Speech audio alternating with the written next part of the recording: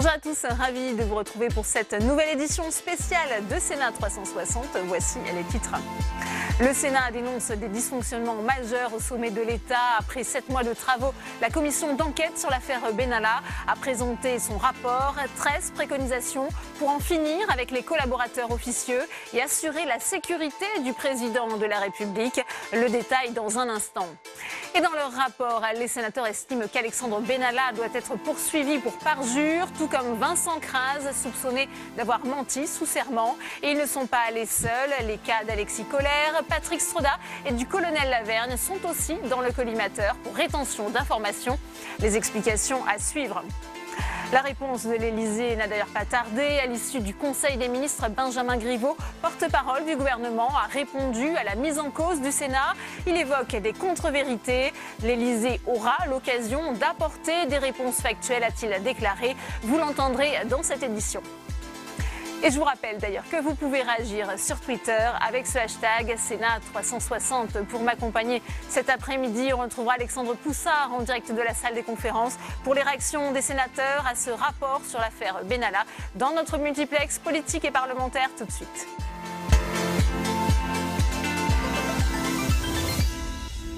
Le verdict du Sénat était très attendu et il est très sévère pour l'Élysée. Dans un rapport de près de 150 pages, les sénateurs pointent les défaillances de l'État d'une présidence qui a péché par manque de précaution, notamment sur la question des contrats russes contractés par Alexandre Benalla. 13 préconisations sont ainsi formulées. Le détail avec Aurélien Romano. De graves dysfonctionnements au plus haut niveau de l'État, c'est la principale conclusion du rapport de la commission d'enquête sénatoriale sur l'affaire Benalla. Pour les sénateurs, la sécurité du président de la République a été affectée par la présence d'Alexandre Benalla à ses côtés. Son manque d'expérience, couplé à la place excessive qu'on lui a laissé prendre autour d'Emmanuel Macron, sont des erreurs majeures. La thèse de la faute de l'homme isolé s'est effacée au profit du dysfonctionnement d'une institution qui a rendu possible ces multiples situations anormales, allant jusqu'à affecter, et je crois que Jean-Pierre Sueur l'a dit très bien, la sécurité du président de la République. Il n'y a pas une seule affaire pour les sénateurs, mais plusieurs affaires qui révèlent toutes des dysfonctionnements. L'affaire des passeports diplomatiques, avec les graves lacunes concernant leur attribution et surtout leur récupération. Le cas des conflits d'intérêts avec le contrat russe signé par Alexandre Benalla alors qu'il est encore à l'Élysée. En conséquence, les préconisations de la Commission sont multiples. Prévenir et sanctionner les conflits d'intérêts parmi les collaborateurs des cabinets pour qu'ils ne soient dans la main de personne. Garantir le respect des standards de sécurité les plus élevés en ce qui concerne la protection du président de la République et celle du Premier ministre. Mieux encadrer la délivrance, l'utilisation, le retrait des passeports diplomatiques et de service. Faire en sorte que les promotions dans la réserve de la gendarmerie nationale soient mieux régulées. Et plus généralement, veiller à ce que les collaborateurs des autorités politiques n'interfèrent pas avec le fonctionnement opérationnel des administrations. Ceci est un point évidemment très important. Parmi les 13 propositions de la Commission, près de la moitié concerne le fonctionnement de l'exécutif et particulièrement le recrutement, l'encadrement et le contrôle des collaborateurs de l'Élysée. Les sénateurs souhaitent aussi renforcer les pouvoirs de contrôle du Parlement sur les services de la présidence de la République. Enfin, les sénateurs demandent à ce que la justice se penche sur les déclarations mensongères d'Alexandre Benalla ainsi que sur certaines omissions des collaborateurs de l'Élysée auditionnés. Nous proposons au président du Sénat et au bureau du Sénat de saisir le parquet. C'est clair ? Premièrement, pour M. Benalla et Crase, en parlant de faux témoignages. Deuxièmement, nous demandons que pour les collaborateurs de l'Élysée précités, le parquet soit saisi au nom d'omissions, d'incohérences et de contradictions et au nom du fait que les personnes concernées ont retenu une part significative de la vérité à la Commission. Parmi ses collaborateurs figurent le directeur de cabinet du président de la République, Patrick Stroda, ainsi qu'Alexis Collère, le secrétaire général de l'Élysée. Et Tam Trane nous a rejoint sur ce plateau. Bonjour Tam, journaliste parlementaire pour Public Sénat.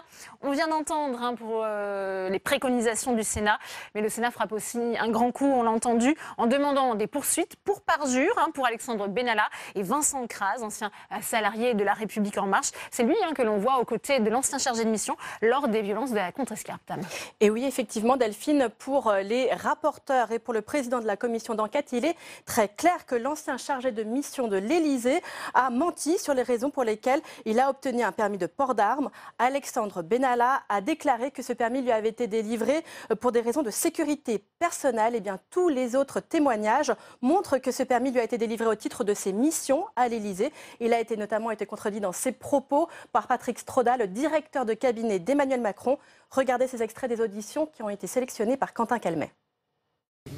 Le port d'armes, je vous le répète, n'était pas lié à la sécurité du président de la République, mais à ma sécurité personnelle. J'ai considéré, là aussi dans ma responsabilité de directeur de cabinet en charge de la sécurité de chef de l'État, qu'il pouvait être utile, dans ces circonstances de déplacement privé, qu'il y ait, dans l'entourage du président de la République, une personne qui ait un port d'armes, mais qui est habilitée à l'avoir, qui a la formation pour l'avoir, et qui l'a eu dans le cadre d'une instruction parfaitement régulière.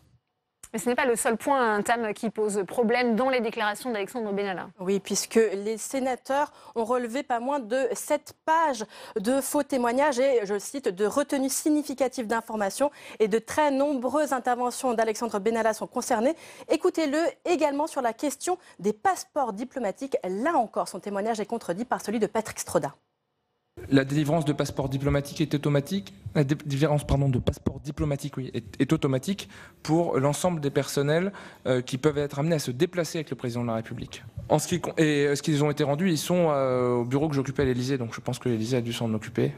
L'inventaire du bureau qui a été effectué le 2 août confirme que les passeports n'y étaient pas. N'y étaient pas. Les mesures qui ont été prises et que je viens de vous détailler, et pour lesquels il existe des notes de service, des courriers qui sont à votre disposition, me permettent d'affirmer que les passeports n'étaient pas à l'Élysée. Le 19 septembre, lorsque j'étais présent devant vous, sous serment, et que j'ai répondu à l'ensemble des questions qui m'ont été posées, je vous ai dit ils doivent être dans mon bureau à l'Élysée. Et ils ont dû les restituer, si ma phrase est complète. Je vous réaffirme solennellement, sous serment encore une fois, que le 19 septembre, mes passeports étaient à l'Élysée. Là encore, des extraits qui ont été sélectionnés par Quentin Calmet. Donc, le 19 septembre, Benalla déclare que les passeports sont restés à l'Élysée. Et lors de sa deuxième audition, le 21 janvier, il dit les avoir restitués dans le courant de l'été, avant d'ailleurs qu'ils soient rendus par un collaborateur du président de la République. L'ensemble, les deux déclarations sont fermement démenties par les mots de Patrick Stroda. Et pour les sénateurs, il est clair qu'Alexandre Benalla a délibérément cherché à tromper. Ce sont là leurs mots. Il a cherché à tromper lors de la première audition avant de chercher à arranger la vérité pour dissimuler son premier mensonge. Et je le disais, Tam, les sénateurs visent également Vincent Crase, c'est l'ancien salarié de La République En Marche que l'on voyait aux côtés d'Alexandre Benalla le 1er mai sur ces violences place de la Contrescarpe à Paris. Oui, et Vincent Crase est notamment visé à propos de ses déclarations sur les contrats russes et la société Velours. Vincent Crase dit n'avoir rien à voir avec cette société de protection. Écoutez. Comment ça se fait qu'il y a Velours Close Protection et après France Close Protection? Alors, c'était encore un hasard. Je n'ai choisi ni le nom du premier ni le nom du deuxième puisque je n'ai rien à voir avec ces deux sociétés. Quant au fait que l'autre société... Vous avez à voir. Oui, mais c'est pas moi, je ne suis pas Velours. Des propos qui depuis ont été contredits par le président de la société Velours qui a expliqué l'implication de Vincent Crase et d'Alexandre Benalla dans la conclusion de contrats et également les révélations de Mediapart autour d'un contrat de sécurité privée conclu pour le compte de l'oligarque russe Iskander Makhmoudov. Je rappelle que ces faux témoignages sont passibles de 5 ans de prison et de 75 000 € d'amende. Merci beaucoup, Tam, et on vous retrouve tout au long de cette édition spéciale. Et ce rapport du Sénat sort enfin après 7 mois de tension entre la Haute Assemblée et l'exécutif, qui à plusieurs reprises a critiqué le travail des sénateurs, pointant, je cite, un risque de non-respect de la séparation des pouvoirs. Fabien Ecker. En toile de fond de l'affaire Benalla, l'exécutif a engagé un bras de fer avec le Sénat. Pour l'Élysée, les travaux de la commission d'enquête ont une visée politique et une cible, Emmanuel Macron. Ils veulent un responsable, il est devant vous, qu'ils viennent le chercher.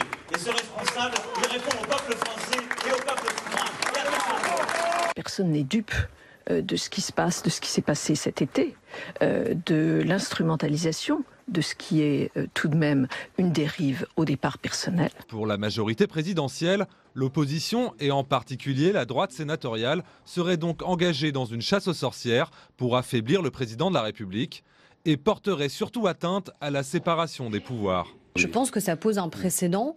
C'est pas à l'Assemblée ni au Sénat de rendre la justice sur quelque affaire que ce soit. Sinon, ça veut dire quoi? Ça veut dire qu'on va créer des commissions d'enquête systématiquement pour doublonner des enquêtes en cours. Les sénateurs n'enquêtent pas sur les faits reprochés à Alexandre Benalla le 1er mai dernier, mais sur une chaîne de dysfonctionnement au sein de l'appareil d'État. Ils affirment donc jouer le rôle de surveillance de l'exécutif qui incombe au Parlement. Nous n'avons pas attaché à ces tentatives de créer la polémique ou de pression la moindre importance. Le Sénat est libre et indépendant. Il a fait son travail avec sérénité, avec humilité aussi. Et le porte-parole du gouvernement n'attend pas d'avoir eu le rapport entre les mains pour riposter. L'Élysée aura l'occasion d'apporter des réponses factuelles sur manifestement beaucoup de contre-vérités qui se trouvent présentes dans le rapport. Il appartiendra désormais à la justice de donner une suite aux éléments avancés par la commission d'enquête. Et on continue les réactions politiques avec vous, Alexandre Poussard, en direct de la salle des conférences du Sénat, avec le président du groupe LR ici à la Haute Assemblée, le sénateur LR de la Vendée, Bruno Retailleau. Oui, Bruno Retailleau, votre réaction aux propos de Benjamin Griveaux qui pointe des contre-vérités dans le rapport de la commission d'enquête. Qu'il le démontre. Depuis le début, M. Griveaux et d'autres auraient souhaité que nous ne menions pas justement cette enquête-là. Je voudrais rappeler que s'il y avait eu simplement l'Assemblée nationale, l'enquête se serait close en quelques semaines. Bien. Eh bien, heureusement qu'il y a eu le Sénat, heureusement qu'en France, il y a des contre-pouvoirs, et je pense que ça, c'est important pour la démocratie. Maintenant, si M. Griveaux dit qu'il y a des contre-vérités, qu'il le montre, qu'il le démontre. Ce que savent les Français désormais, c'est qu'au cœur de l'Élysée, on a eu un individu qui avait un certain nombre de relations avec des oligarques russes. Voilà, pour des gros contrats. Pour quelle contrepartie? Je pose la question. Ce que l'on sait aussi désormais, c'est que cet individu utilisait des documents, en tout cas des passeports diplomatiques pour rencontrer des chefs d'État. Est-ce que tout cela est normal? Bien sûr que non. Donc notre travail à nous, c'est la manifestation de la vérité, c'est de faire en sorte qu'il y ait des recommandations qui soient faites pour que la sécurité au plus haut niveau de l'État soit mieux assurée et pas assurée par des gens qui ne sont ni policiers ni gendarmes. Justement, dans cette affaire, est-ce que vous pensez que c'est l'affaire d'un individu ou c'est tout un système qui a dysfonctionné? Le risque, évidemment, c'est qu'on fasse payer, comme d'habitude, les lampistes. Bien. Si M. Benalla était au cœur de la sécurité du président de la République, c'est bien parce qu'il avait été recruté. Nous, ce que l'on souhaite éviter à l'avenir, c'est que de telles erreurs puissent se reproduire. Je voudrais vous faire réagir à une déclaration que vient de faire à l'instant la garde des Sceaux Nicole Belloubet, qui estime que dans cette commission d'enquête et ce rapport, on n'est pas tout à fait dans le respect de la séparation des pouvoirs. Votre réaction?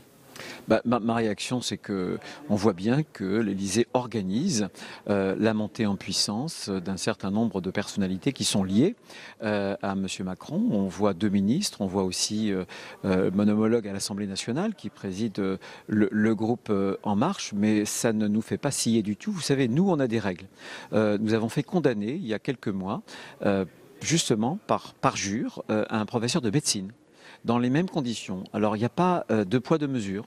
Nous avons des règles et nous essayons de les observer. C'est tout, de façon très très rigoureuse. Mais je pense qu'il faut des contre-pouvoirs en France. Alors ensuite, qu'on nous démontre s'il y a vraiment des contre-vérités.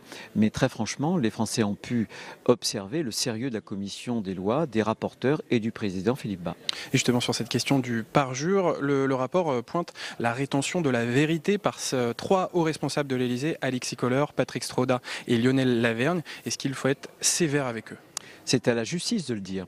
Maintenant, vous m'indiquez que Mme Belloubet posait des questions, avait des doutes. Mais Mme Belloubet est aussi la ministre de la Justice. Elle devrait observer que la justice a eu y a partir, si j'ose dire, avec M. Benalla. Il y a eu une rétention provisoire et on a appris en début d'après-midi qu'il y avait sans doute des entraves à la manifestation de la vérité. Donc je pense qu'il faut que les uns et les autres puissent se calmer, il faut être serein. Moi je pense qu'il faut qu'on améliore le fonctionnement d'un certain nombre de points qui touchent non pas la sécurité privée d'un homme, parce que la sécurité d'Emmanuel Macron, c'est la sécurité nationale. Et les choix qui sont faits ne sont pas des choix privés, ce sont des choix publics. C'est la raison pour laquelle il y a un contrôle du Parlement, c'est tout. C'est la Constitution, c'est la règle. Personne ne peut, si j'ose dire, y échapper. Donc il faut se calmer et appliquer les règles. Tout simplement, voilà. Je ne vois pas pourquoi on aurait fait condamner un professeur de médecine parce qu'il aurait menti sous serment et que d'autres, parce qu'ils sont puissants ou parce qu'ils sont bien placés, ne mériteraient pas le même traitement. On est totalement étranger à ce genre de considération. Très bien. Merci Bruno Retailleau d'avoir répondu à mes questions. Merci beaucoup Alexandre pour cette réaction en direct. Tam, on a parlé des cas d'Alexandre Benalla et de Vincent Crase, mais le Sénat pointe aussi, et Bruno Retailleau vient de l'évoquer, la possible, alors je cite, rétention d'informations de la part de 3 autres personnalités au sein de l'Élysée, le secrétaire général Alexis Kohler, le directeur de cabinet Patrick Stroda, mais aussi le chef du GSPR, c'est le groupement de sécurité de la présidence de la République, et c'est le général Lionel Laverne qui est visé. Oui, alors le terme exact employé dans le rapport, c'est rétention significative d'une part de la vérité. En clair, les sénateurs ont voulu une formation diplomatique, un euphémisme pour parler des cas de ces hauts fonctionnaires de l'Élysée. Ils n'ont pas voulu les mettre dans exactement la même case qu'Alexandre Benalla et Vincent Crase, mais en fait, c'est une manière de dire qu'ils ont empêché la vérité de se faire. Très clairement, dans leur rapport, ils disent que Patrick Stroda, Alexis Kohler et que le général Lionel Laverne ont menti. Je vous le lis, c'est écrit noir sur blanc. La commission a pu établir que plusieurs personnes entendues ont menti sur le périmètre exact des missions qui étaient confiées à Alexandre Benalla. Et il cite ensuite ces 3 hauts fonctionnaires. Écoutez Patrick Stroda, le 25 juillet 2018. Je dois en cet instant, peut-être, si vous le permettez, vous dire quelles étaient les missions qui étaient confiées à M. Benalla. Ces missions, d'ailleurs, qui font l'objet d'une note de service. Que vous pouvez nous produire? Oui, absolument. Monsieur Benalla, avant les incidents du 1er mai, avait 3 missions. La première, il participait sous l'autorité du chef de cabinet à la préparation et à l'organisation des déplacements publics du chef de l'État. J'y reviendrai dans quelques instants. Sa deuxième mission, il était chargé d'organiser les déplacements privés du chef de l'État. Et troisième mission, il avait en charge la gestion du programme d'accueil des invités du président de la République pour le défilé du 14 juillet. Vous l'entendez, Patrick Stroda, Delphine ne parle pas de mission de sécurité. C'est la même chose, même les éléments de langage, si on peut dire, Tam, du côté d'Alexis Kohler. Alexis Kohler, le secrétaire général de l'Élysée, qui va même plus loin. On va l'écouter. Non, ce n'est pas une mission de coordination de la sécurité, c'est une mission de coordination de tout ce qui contribue au cas d'espèce, à l'organisation d'un déplacement du président de la République. Alexis Kohler nie même donc qu'Alexandre Benalla ait eu une quelconque mission de sécurité. Oui, alors ces témoignages sont contredits par de nombreux éléments intimes. On va également d'abord écouter le général Lionel Laverne, le chef du GSPR, qui lui aussi est intervenu sur l'émission d'Alexandre Benalla, Delphine. Ces missions étaient triples. La plus importante mission, c'était la participation à l'organisation des déplacements officiels du président de la République, sous l'autorité du chef de cabinet. À ce titre, il assurait la coordination des services qui concourent à l'organisation du déplacement, conformément aux programmes qui sont arrêtés par le chef de cabinet. Le deuxième volet de sa mission, de ses prérogatives, c'était l'organisation des déplacements non officiels du président de la République. Le troisième volet qui n'est pas en lien direct avec les missions du GSPR, c'était la gestion des invitations pour le 14 juillet. Je précise qu'à l'époque, eh bien, il était encore colonel, Lionel Laverne, et que depuis, il a été promu général quelques jours après cette audition, et qu'il est en charge de la sécurité du président de la République. Vous l'avez entendu, il donne beaucoup de détails. Alexandre Benalla organise les déplacements officiels. Il coordonne les services qui organisent ces déplacements. Il s'occupe des déplacements non officiels d'Emmanuel Macron. Il gère les invitations. Ouais. Et on voit que tous ces témoignages sont contredits à présent, Tam. Et oui, effectivement, ils sont contredits par la note de service que les sénateurs ont réussi à obtenir. Cette note qui décrit l'organisation de la chefferie de cabinet du président de la République, datée du 5 juillet 2017. Les sénateurs, après plusieurs relances, l'ont obtenue le 10 octobre 2018. Et on y lit bien qu'Alexandre Benalla a 5 missions et que la première d'entre elles, c'est d'assurer la coordination des services de sécurité de la présidence de la République. Merci beaucoup Tam pour toutes ces précisions et on vous retrouvera un peu plus tard dans cette édition spéciale. On continue d'ailleurs les réactions politiques avec vous Alexandre Poussard puisque vous êtes avec Pierre Laurent, sénateur communiste de Paris. Et oui, justement, Delphine, on va réagir avec Pierre Laurent sur ces 3 hauts responsables de l'Élysée qui pourraient être poursuivis pour faux témoignage, en tout cas pour rétention d'une partie de la vérité lors de leurs auditions. Qu'en pensez-vous ? Oui, je crois que le Sénat a fait correctement son travail. Donc il y a effectivement 2 choses dans le rapport. Une demande de poursuite pour faux témoignage concernant Alexandre Benalla et en même temps effectivement des demandes que la justice éclaircisse si dans les témoignages de hauts responsables de l'Élysée, il n'y a pas eu des omissions ou des approximations qui auraient été préjudiciables à la manifestation de la vérité.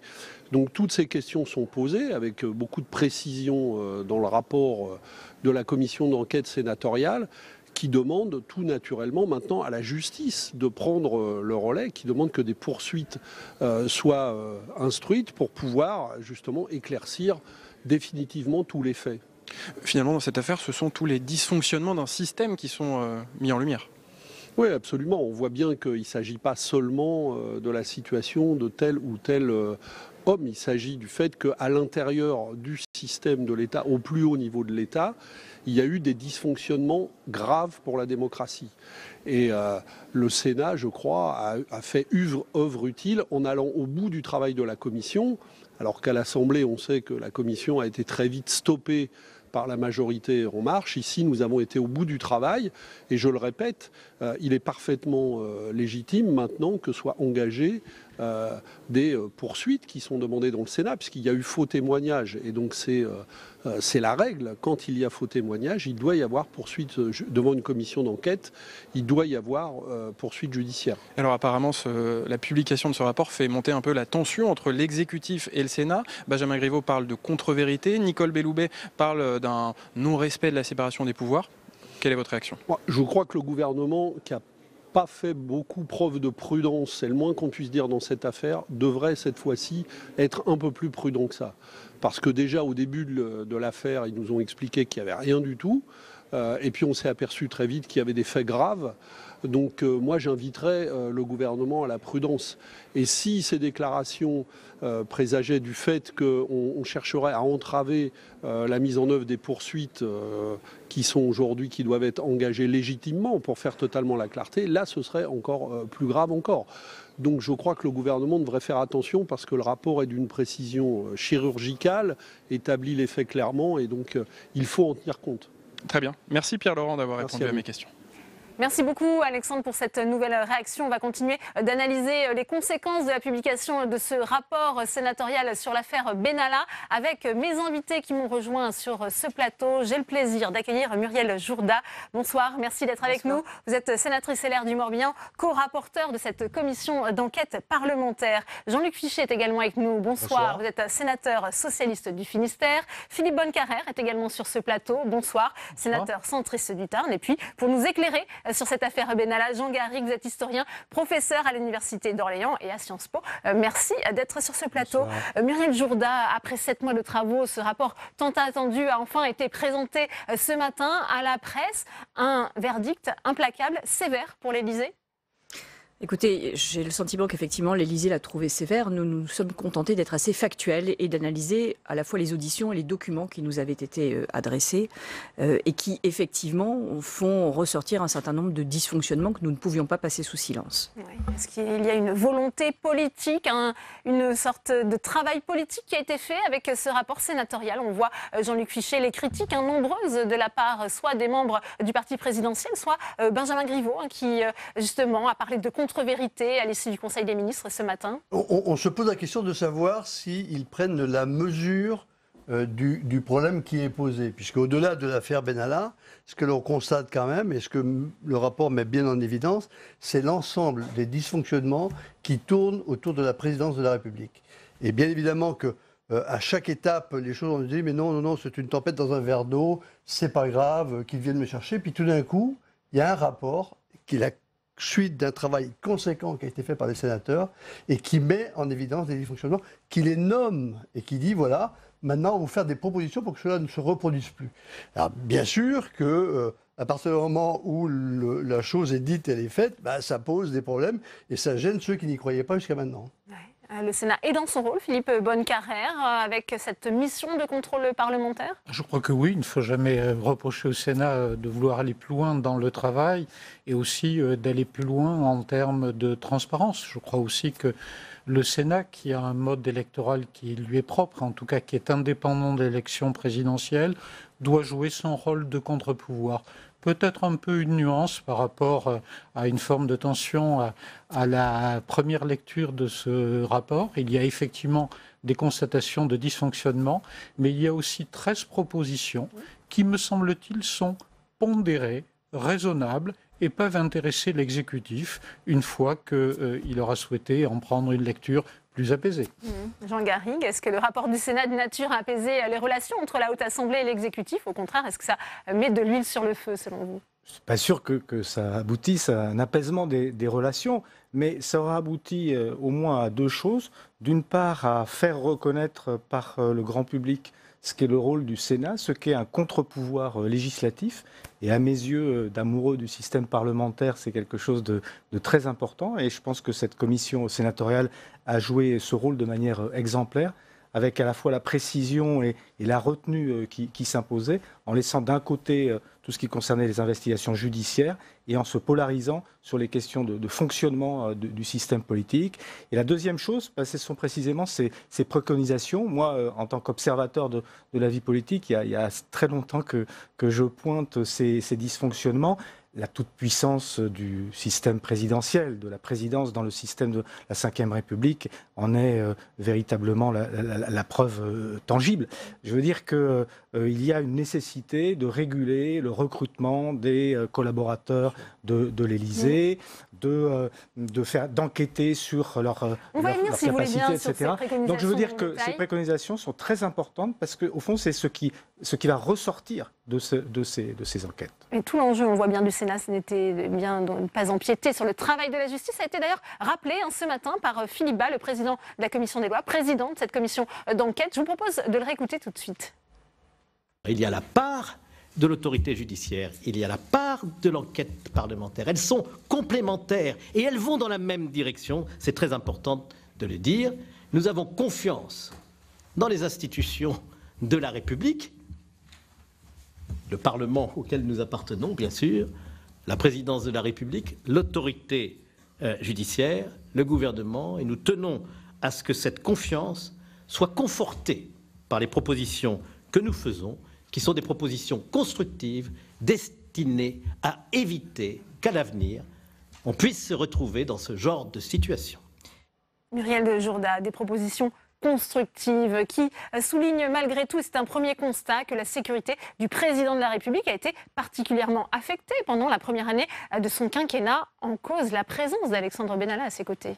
Oui, tout à fait. C'est un constat que nous avons pu faire, qui est que malgré toutes les dénégations qui ont été apportées, M. Benalla avait de fait un rôle de garde du corps et en tout cas s'immisçait dans la sécurité du président, alors qu'on sait que cette sécurité, traditionnellement, eh bien, elle est exercée soit par des militaires, soit par des officiers de sécurité civile, mais en tout cas par des professionnels qui sont formés. Et introduire Alexandre Benalla au milieu de ce système n'a pu que le faire dysfonctionner. Donc ça, c'était une vraie difficulté qu'il fallait relever, et il fallait réaffirmer que conformément à ce qui s'est toujours passé, eh bien, ce devait être des professionnels formés, entraînés, pour ce faire, qui devaient assurer la sécurité du président de la République. Ça aurait pu avoir des conséquences graves, la présence de ce collaborateur officieux, de ces collaborateurs qui voulaient peut-être réorganiser la sécurité en mode privé, Jean-Luc Fichet. C'est ce qu'on a cru comprendre, effectivement, c'est qu'il y avait un projet de réorganisation auprès du président de la République d'un système de sécurité privé, et donc on peut s'inquiéter effectivement de cette mesure-là. Alors ce qu'il faut savoir, c'est que derrière ça aussi, il y a quand même ce cheminement de Alexandre Benalla, qui est brigadier de gendarmerie et qui devient, comme par miracle, lieutenant-colonel de gendarmerie de l'opérationnel, enfin réserviste de l'opérationnel. Ce qui est quand même absolument fantastique, puisque ce sont des années et des années de formation pour acquérir ce type de compétences-là, qui s'acquiert pour quelqu'un qui a 27 ans et qui tout d'un coup est érigé au sommet un petit peu des grades de la gendarmerie. Et sans formation, puisque la formation qu'il a reçue dans ce qu'il nous a présenté lors des auditions est vraiment minimum, quoi. Donc effectivement, c'est inquiétant. Il avait pris une place excessive au sein de l'Élysée, selon vous, Philippe Bonnecarrère, Alexandre Benalla? Probablement, je ne suis pas forcément passionné, madame, par la vie et les œuvres de M. Benalla. Ce qui est plus important, c'est l'aspect général. Nous sommes dans un pays qui a un régime très présidentiel. À partir du moment où notre régime est très présidentiel, il faut s'assurer que son fonctionnement soit bien sûr optimum. Et là, ce dossier a été le révélateur, à la fois du fait qu'un collaborateur avait très clairement trompé la confiance du président de la République, mais aussi qu'il y avait des améliorations à apporter. Proposer des améliorations ne me paraît pas une atteinte à l'équilibre de nos institutions. C'est pour ça que je pense qu'on peut aussi avoir une vision de ce rapport apaisé, comme je l'indiquais il y a quelques secondes. Jean Garrigue, les sénateurs parlent d'une incompréhensible indulgence dont a pu bénéficier Alexandre Benalla. Oui, on le sait bien, sans langue de bois, la campagne d'Emmanuel Macron s'est faite sur un ensemble d'une dizaine de personnes, très resserrées. Alexandre Benalla a donné des gages de ses capacités, de son expertise en matière de sécurité. Il a été une sorte d'homme de confiance d'Emmanuel Macron. Et on voit très bien ce qui s'est passé. Il a été propulsé dans une fonction pour laquelle il n'était pas taillé, parce que on peut dire qu'il a aussi un peu pété les plombs, comme l'auraient fait beaucoup de jeunes de son âge, en se voyant investi de cette toute-puissance. Et c'est ça qui pose problème. C'est que la fonction présidentielle, ce qu'est le rôle du président dans notre Constitution, dans nos institutions, fait qu'il y a une sorte d'aura de toute-puissance qui lui a permis d'obtenir le passe-droit d'aller faire du service d'ordre place de la Contrescarpe, d'avoir des passeports diplomatiques, etc., de garder un téléphone théorème. Tout ça participe d'une révérence excessive envers un pouvoir qui n'est pas assez codifié et régulé. Donc si on peut le codifier, le réguler, dans la mesure où ça reste le pouvoir majeur dans nos institutions, je pense qu'il faudrait y réfléchir aussi, mais en tout cas, dans la mesure où on a là un instrument de toute puissance avec la fonction présidentielle, alors il faut la codifier, la réguler. Il est bien que les contre-pouvoirs, notamment le contre-pouvoir législatif, s'expriment. Donc tout ça me paraît sain. Et j'ajouterai quelque chose. On est dans une période de crise majeure de la démocratie représentative, de contestation de la démocratie représentative. Quel meilleur exemple pour légitimer cette démocratie que de voir un Sénat qui fait son travail de contre-pouvoir, que de proposer une régulation des excès de la présidence. Moi, ça me paraît très, très positif. Il y a eu une dérive personnelle, c'est ce qu'on a voulu nous faire croire un temps. Muriel Jourda, finalement, cet argumentaire ne tient pas, selon vous? Il y a probablement une dérive personnelle parce que nous parlons de comportement personnel et j'adhère totalement à l'analyse qui vient d'être faite sur le fait que le pouvoir élyséen a pu en quelque sorte monter à la tête de M. Benalla. Mais ces dérives peuvent exister partout. Il faut que le système puisse les freiner.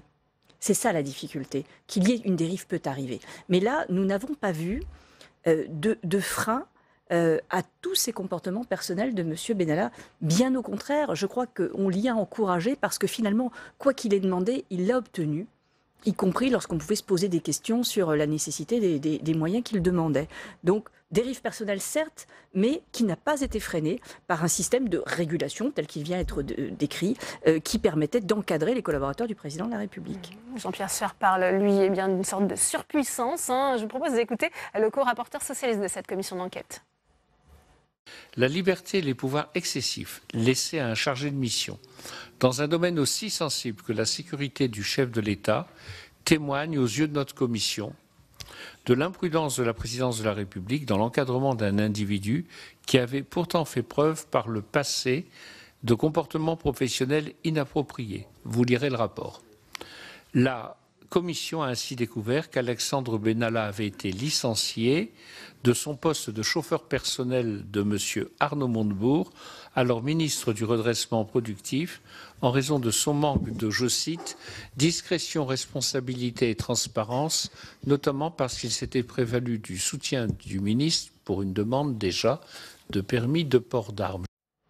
Jean-Luc Fichet, qu'est-ce que ça vous inspire ? Il y a un problème aussi de manque d'effectivité, de la sanction prise à l'encontre d'Alexandre Benalla. Je pense que ce que vient de dire le rapporteur Sueur est très important. C'est-à-dire que M. Benalla est à un moment donné embauché comme dans un service de sécurité, dans une campagne électorale, il fait bien son travail. Ma foi, bon, il y a quand même cette histoire avec M. Montebourg, où on met fin à ses fonctions par manque de discrétion et pour un comportement qui n'est pas adapté à la situation. Voilà. Donc autant quand même de petits signes d'alerte qui font que le personnage peut être très bon dans une mission bien encadrée, etc. Je pense que dans cette affaire, M. Benalla était d'une telle disponibilité, d'une telle bonne volonté, que ça a effacé son incompétence. Et que tout d'un coup, il s'est rendu indispensable. Et donc, il a progressé naturellement dans une sorte de hiérarchie parallèle jusqu'à devenir le directeur adjoint de la chefferie auprès du président de la République, ce qui est absolument phénoménal. Et quelqu'un qui a 27 ans, qui vit un parcours pareil, on peut comprendre qu'à un moment donné, ça explose dans sa tête. Mais quel besoin avait-il, malgré tout, et c'est bien là où on mesure le décalage, de prendre tout d'un coup une matraque pour aller casser du manifestant, alors que c'est absolument en dehors de tout, et c'est vraiment inconsidéré comme comportement. Il y avait un problème aussi de manquement aux règles déontologiques, Philippe Bonnecarrère. Qu'est-ce qu'on fait maintenant justement pour garantir la sécurité du président de la République ? Il faut plus de transparence aussi, c'est ce que vous préconisez dans le rapport ? Alors c'est probablement un des aspects, alors pour le coup, les plus désagréables du dossier, cet aspect déontologique. Alors il y a des règles avec des déclarations d'intérêts, des déclarations de patrimoine et surtout des déclarations des intérêts que l'on peut avoir. Et il y a des dysfonctionnements dans le dossier Benalla, c'est très clair, mais il y a aussi une part sombre avec ces 2 contrats passés avec les oligarques russes. Et ça, je crois que pour tous mes collègues, c'est vraiment une ligne rouge. La Russie n'est pas un pouvoir neutre. Les oligarques n'agissent pas de leur propre chef. Et quand, à travers des oligarques, un pays mouille, si vous me permettez cette expression un peu triviale, à travers des montants importants, des personnes qui sont dans nos dispositifs de sécurité, là, cela donne effectivement un caractère risqué. Et je crois que le Sénat est effectivement dans son rôle pour que nos concitoyens aient confiance dans leurs institutions, aller jusqu'au bout de ces recherches et de ces analyses. Ces contrats russes, Jean Garrigue, ça prouve qu'il y a peut-être eu un enrichissement personnel de la part d'Alexandre Benalla qui avait accès à des documents secret défense. Ça porte atteinte aux intérêts de la présidence de la République, de la France ? Ça pourrait en tout cas. Il y a suspicion. Ce qui est sûr, c'est que d'après les enregistrements de Mediapart, il y a eu participation à un contrat avec Vincent Kras et un lien quelconque, et peut-être un lien assez fort avec l'oligarque russe Makhmoudov. Des spécialistes de la question, des questions de sécurité m'ont confié que, a priori, ce Makhmoudov en question n'est pas si proche de Vladimir Poutine qu'on pourrait le croire. Ce qui fait que, au fond, le risque de conflit pour la sécurité de l'État est peut-être moins important qu'on pourrait. Mais Pour l'instant, on n'en sait rien. Proche de la mafia, et le parquet national financier a ouvert une enquête préliminaire. Et ce qui est important, c'est la suspicion de conflit d'intérêts. De toute manière, il y a un sujet. On sait bien aussi que M. Benalla fait beaucoup de séjours en exhibant son passeport diplomatique au Cameroun, au Tchad, etc. Ça pose quand même des questions. Et le fait d'avoir, ça c'était après, mais à l'Élysée, participer à la conclusion de contrats, même si c'était contrat de sécurité avec l'oligarque Makhmoudov, évidemment, ça pose forcément des problèmes. Je rappelle, en tant qu'historien, que ce type de personnages, ce type d'abus de pouvoir ont déjà existé dans l'entourage élyséen. Et si on se souvient, ne serait-ce que de l'affaire des écoutes téléphoniques de l'Élysée, on avait là une affaire qui était au moins aussi grave et aussi importante. Muriel Jourda, ces contrats russes, c'est la présidence de la République qui a péché finalement par imprudence, selon vous ? Il faut en tout cas trouver un système, y compris assorti de sanctions pénales, pour que les obligations déontologiques soient véritablement respectées. Monsieur Benalla, il avait l'obligation de déclarer ses activités à une commission de déontologie. Il ne l'a pas fait et on ne lui a pas demandé. Donc effectivement, il y a une responsabilité qui est réciproque, même si on peut attendre que monsieur Benalla le fasse spontanément, parce que cela a été dit, les contrats russes, cette proximité peut-être avec le pouvoir russe, pose un problème pour quelqu'un qui se trouve au plus près du président de la République. Et ça ne doit pas exister. Ces suspicions ne doivent pas exister, même si elles ne sont pas suivies des faits. Ça n'est pas possible que quelqu'un qui soit aussi près du président de la République et aussi proche de sa sécurité ait des contacts, directs ou indirects, avec une puissance étrangère. C'est la proposition numéro 6, prévoir par la loi des sanctions pénales, justement, en cas de manquement aux obligations de déclaration d'une nouvelle activité à la commission de déontologie. D'autant que c'est ce qu'on impose aux parlementaires, Jean-Luc Fichet. Certains ce matin y ont vu une sorte de revanche de la part des parlementaires. Oh, absolument pas. Je crois que ce n'est pas du tout notre état d'esprit. On n'est pas dans un système de revanche, d'autant qu'on traite d'un dossier qui n'est pas du tout de même nature. Nous sommes, contraints à rendre compte de nos situations, et ce qui est bien normal. Je crois qu'on a tous adhéré au dispositif et ça nous convient. Maintenant, pour ce qui concerne les gens qui travaillent proche des ministres, proche du président de la République, il semble effectivement, pour le moins, que l'on doit veiller à ce qu'ils aient une transparence et que l'on puisse effectivement contrôler leurs faits et gestes, puisque on constate quand même que M. Benalla avait démarré ses contrats dès le mois de mars, alors qu'à ce moment-là, il n'était touché par aucune affaire. Il était toujours actif auprès du président de la République. Et pour autant, il a une vie parallèle. Il y a quand même des éléments qui devraient permettre d'identifier cela assez rapidement. Ça n'a pas été le cas.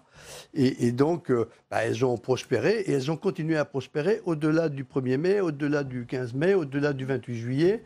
Et c'est cela qui est tout à fait surprenant. Parce qu'on aurait pu imaginer, bien évidemment, qu'après les histoires du 1er mai, des sanctions ont été prises qui n'ont d'ailleurs été appliquées que partiellement. On aurait pu imaginer que cela cesse. C'est-à-dire qu'à un moment donné, on arrête complètement en disant, voilà, vous êtes renvoyé, vous n'exercez plus dans le champ auprès de la présidence de la République, ni à l'Élysée, ni en tant que fonctionnaire.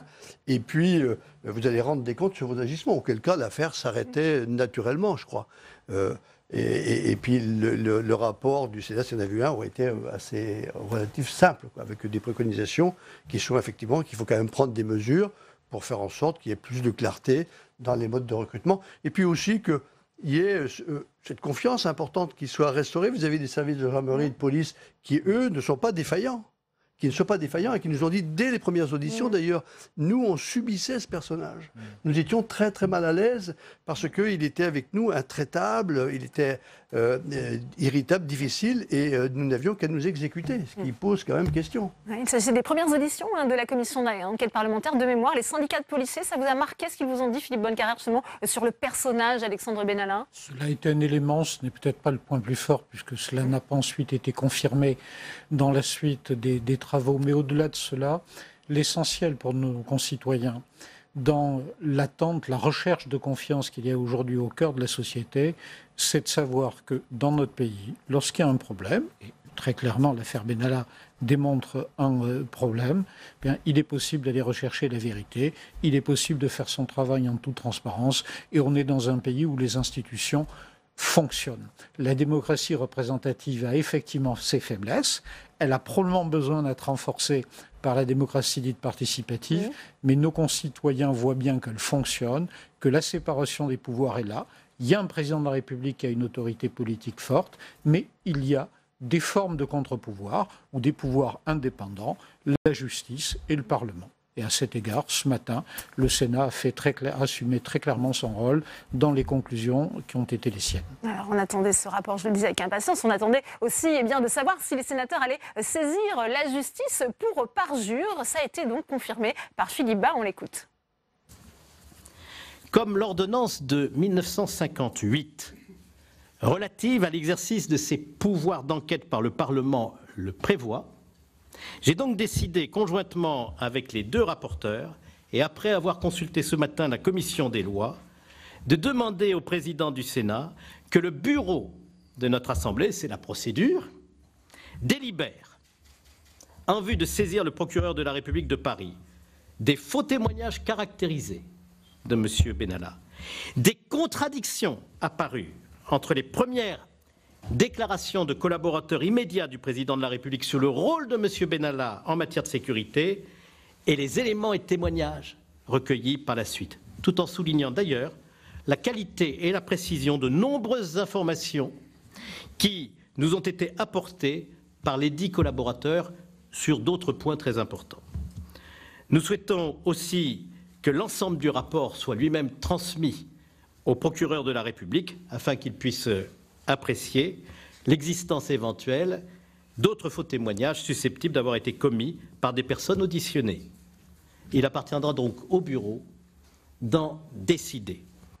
Jean Garrigue, parjure peut-être pour 2 personnes, voire 5. C'est quand même assez rare au Parlement et dans l'histoire de la vie parlementaire. Bien sûr, c'est très rare. Ça pose le problème fondamental de ce sentiment d'impunité du pouvoir présidentiel. Ça, c'est quelque chose de récurrent et qui était un poison, finalement, de la lutte contre toutes les formes d'abus de pouvoir, non seulement sous la Ve, mais depuis que la démocratie parlementaire existe. On voit très bien que le premier réflexe du pouvoir exécutif, du pouvoir présidentiel, dans cette affaire, a été on ferme la boutique et on ne dit rien, on se calfeutre dans notre toute-puissance présidentielle. Emmanuel Macron, c'est très clair, politiquement, il aurait dû tout de suite clarifier la situation. Ses collaborateurs ont usé de demi-vérité, c'est une faute. Ils ont sanctionné, là aussi, un peu mi-figue, mi-raisin, c'est aussi une faute. Et tout ça vient de cette culture présidentielle dont il est surprenant de voir des hommes neufs s'emparer et user de cette manière. Mais c'est un poison, je le répète, et dans la société qui est la nôtre, l'exigence d'horizontalité, de transparence, de contre-pouvoir qui est la nôtre, ça ne passe plus. Et ce qui pouvait encore se faire il y a 20 ans, parce que ça se faisait il y a 20 ans, aujourd'hui ça ne peut plus fonctionner.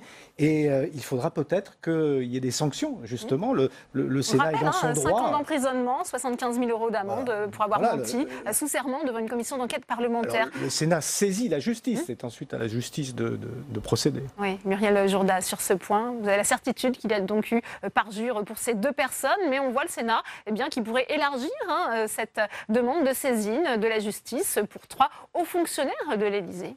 Alors, il est vrai que nous avons peut-être un peu plus de certitude pour M. Benalla et pour M. Kras, s'agissant des contrats russes, puisqu'on a eu plusieurs éléments qui ont confirmé qu'ils ont participé à la conclusion de ces contrats, alors même qu'ils nous avaient affirmé l'inverse au moment où ils étaient à l'Élysée. Nous avons aussi des doutes assez forts s'agissant des passeports diplomatiques de M. Benalla, le fait qu'il les ait laissés ou qu'il ne les ait pas laissés. En réalité, il a fait des déclarations qui sont incompatibles entre elles, qui ne sont pas compatibles avec ce que nous a dit M. Stroda, et qui n'ont pas été démenties de façon claire, en tout cas sur des éléments probants. Et ensuite, bien sûr, il y a aussi d'autres éléments sur lesquels nous avons des membres de l'Élysée qui ont retenu une partie de la vérité qui nous était essentielle à ce moment-là de nos interrogations. Et bien sûr, nous ne pouvons pas le passer sous silence, et ça me paraît essentiel. Est-ce que vous attendez justement maintenant de la justice sur le cas de ces 3 personnes? D'abord, nous attendons du bureau. Oui, du bureau. Nous attendons du bureau du Sénat qu'ils transmettent au parquet et qu'on fasse la clarté. Ça n'a jamais été que le but de notre commission d'enquête depuis le départ, c'est de faire la clarté sur des fonctionnements qui nous paraissaient étranges c'est le rôle du Sénat, c'est le rôle du Parlement que de contrôler effectivement l'exécutif, c'est le rôle constitutionnel. Et ce rôle, il n'a de sens que si effectivement, lorsque l'on vient devant nous, on ne nous ment pas. Donc il me paraissait nécessaire, et nous étions entièrement d'accord avec le président de la commission des lois, Jean-Pierre Sueur et moi, puisque c'est une prérogative du président de la commission des lois, pour que ces incohérences, ces invraisemblances et probablement ces mensonges ne restent pas lettre morte. Il en va de la crédibilité du Sénat et donc de la crédibilité des contre-pouvoirs démocratiques. Jean-Luc Fichet, on ne ment pas impunément devant une commission d'enquête parlementaire sous serment. C'est aussi le message qu'a voulu faire passer la Haute Assemblée. C'est un caractère extrêmement solennel. On ne ment pas en général, mais là tout particulièrement, je pense qu'effectivement, les personnes qui sont entendues prêtent serment et nous, bien évidemment, attendons que la vérité éclate dans le questionnement qui est le nôtre et qui porte effectivement sur un chemin qui est assez étroit, puisque nous, tout ce qui concerne le judiciaire, ce n'est pas de notre responsabilité. Et on a bien fait attention, on ne s'est pas intéressé à savoir si les passeports avaient été utilisés dans quel cadre, etc. C'est-à-dire que ce n'était pas ça. C'est comment se fait-il qu'à un moment donné, il soit attributaire de 4 passeports, et y compris après même avoir été sanctionné. C'est ça notre questionnement. Et on attend bien évidemment des réponses claires, des silences quand ça a été le cas avec M. Benalla qui nous a dit mais non, je ne vous réponds pas parce que l'instruction judiciaire traite de cette question-là et donc moi je ne vais pas vous répondre, ce qui a été parfaitement respecté. Maintenant, la notion de mensonge, on l'avait quand même un peu identifiée, on l'avait un peu perçue, elle s'est confirmée au fur et à mesure du temps et là, les conséquences, elles doivent être ce qu'elles doivent être, c'est-à-dire des sanctions. D'où ce qu'on espère de la décision du bureau du Sénat, c'est effectivement de poursuivre. Philippe Bonnecarrère, c'est pour ça qu'il faut renforcer à la fois les pouvoirs de contrôle du Parlement, mais aussi clarifier, on disait, l'obligation de signalement d'un crime ou d'un délit. C'est en application de l'article 40 du Code de procédure pénale. Absolument, tout ceci relève de la même chose, de la légitimité de nos institutions. Et quand mes collègues expriment leur souhait de voir le bureau du Sénat transmettre au parquet le justificatif de ce que nous estimons avoir été des mensonges devant notre commission, c'est à la fois la légitimité du travail du Sénat sur le dossier Benalla, mais c'est surtout important pour la suite. Il me paraît vraiment important pour nos concitoyens qu'ils appréhendent que le Parlement a des outils de contrôle de l'exécutif et des exécutifs dans la durée. Nous ne sommes pas là sur Monsieur X, Monsieur Y ou le temps de telle présidence. Et donc le fait que ces commissions d'enquête soient crédibilisées par les conséquences qu'on en tire, y compris bien entendu la sanction d'éventuels mensonges, c'est un élément qui me paraît positif pour la démocratie. Donc aucune réserve sur le processus qui a démarré ce matin. Oui, on a commencé ce débat, Jean Garrigue, en parlant des rapports compliqués entre le Sénat et l'exécutif. Est-ce qu'on pourrait avoir une nouvelle crise institutionnelle ouverte avec ces 3 hauts fonctionnaires qui se retrouvent un peu dans l'œil du cyclone ce soir? Ce serait une énorme erreur de la part du pouvoir exécutif que de transformer cette affaire en un bras de fer institutionnel, parce qu'au contraire, je le répète, tout le monde peut gagner dans ce qui se passe maintenant, qui montre à quel point, je le répète, ce contre-pouvoir démocratique, qu'est la démocratie représentative, nous sommes ici au cœur d'une des 2 assemblées représentatives, est important et peut fonctionner justement pour assurer cette thérapie, cette amélioration du système. Là, c'est typiquement le cas. On peut améliorer notre système démocratique sans forcément le renverser, le remettre en cause. Le message est très très fort en réalité. Dans un moment où on s'interroge précisément sur ce fonctionnement, sur la légitimité de nos élus, de légitimité de nos pouvoirs, on s'aperçoit que ces pouvoirs, ils sont capables justement de se transformer, de s'améliorer et de préconiser des améliorations. Donc moi je pense que véritablement ce serait une faute de la part de l'exécutif que de transformer ça en quelque chose de polémique, mais au contraire, essayer de réagir dans un sens positif. Eh bien, merci à vous, Jean Garrigue. Merci beaucoup, Muriel Jourda. Merci, Jean-Luc Fichet. Merci à vous, Philippe Bonnecarrère, d'être venu sur ce plateau pour cette édition spéciale. Et puis, c'est une coïncidence, un hasard du calendrier. À la veille de la présentation de ce rapport, on a appris que Alexandre Benalla et Vincent Crase ont été placés hier soir en détention provisoire. Les 2 hommes qui sont donc soupçonnés d'avoir violé leur contrôle judiciaire. Ils avaient en effet interdiction de rentrer en contact. Or, les enregistrements révélés par Mediapart font état du contraire. Explication, Quentin Calmy. Sur ces images, on peut voir Alexandre Benalla arriver libre au tribunal de Paris. Face au juge des libertés et de la détention, une audience s'est tenue dans la soirée. Parquet et juge d'instruction demandent le placement en détention provisoire de l'ancien chargé de mission, ainsi que de Vincent Crase, ancien responsable de la sécurité d'En Marche. En cause, la rencontre du 26 juillet dont Mediapart a diffusé les enregistrements. C'était un film, l'histoire quand même, hein? C'est un cauchemar, oui. Un film d'horreur, c'est une bonne expérience. Peut-être qu'on était à 26 ans, il n'y a pas grand monde qui provoque 2 commissions d'enquête parlementaire, qui bloque le fonctionnement du Parlement. Ça le fait rien. Problème, depuis le 22 juillet, ils sont tous les deux mis en examen et ont interdiction de se voir. Il y a donc là, selon les magistrats, une violation du contrôle judiciaire. Hier soir, le juge a donc décidé de placer Alexandre Benalla et Vincent Crase en détention provisoire. Une décision dénoncée par l'avocate de l'ex-chargé de mission. Oui, je suis en colère parce que Alexandre Benalla n'a rien à faire en prison. Alexandre Benalla n'a jamais été condamné. Alexandre Benalla a 27 ans. Il a un bébé de 6 mois. Il a fait 2 gardes à vue. Il est venu plusieurs fois chez les juges. Il a toujours déféré. Et aujourd'hui, sur le fondement d'extraits d'écoutes téléphoniques coupées, produites par Mediapart, dont nous ne connaissons pas l'auteur, contre lesquels le parquet a déposé une plainte, on l'incarcère aujourd'hui pour une prétendue concertation qui aurait eu lieu il y a 7 mois. Tout cela est ridicule et je dis qu'effectivement la justice sous pression n'est pas une bonne justice et je trouve ça profondément injuste. Un rebondissement judiciaire qui intervient alors que de nouvelles poursuites pourraient bientôt être engagées dans le dossier. Les sénateurs pourraient saisir le parquet sur les soupçons de parjure contre Alexandre Benalla. Oui, c'est d'ailleurs chose faite, puisque le verdict du Sénat était très attendu et il est d'ailleurs sévère pour l'Élysée. Dans un rapport de près de 150 pages, les sénateurs pointent les défaillances de l'État, d'une présidence qui a péché par manque de précaution, notamment sur la question des contrats russes. 13 préconisations sont ainsi formulées. Le détail avec Aurélien Romano. De graves dysfonctionnements au plus haut niveau de l'État. C'est la principale conclusion du rapport de la commission d'enquête sénatoriale sur l'affaire Benalla. Pour les sénateurs, la sécurité du président de la République a été affectée par la présence d'Alexandre Benalla à ses côtés.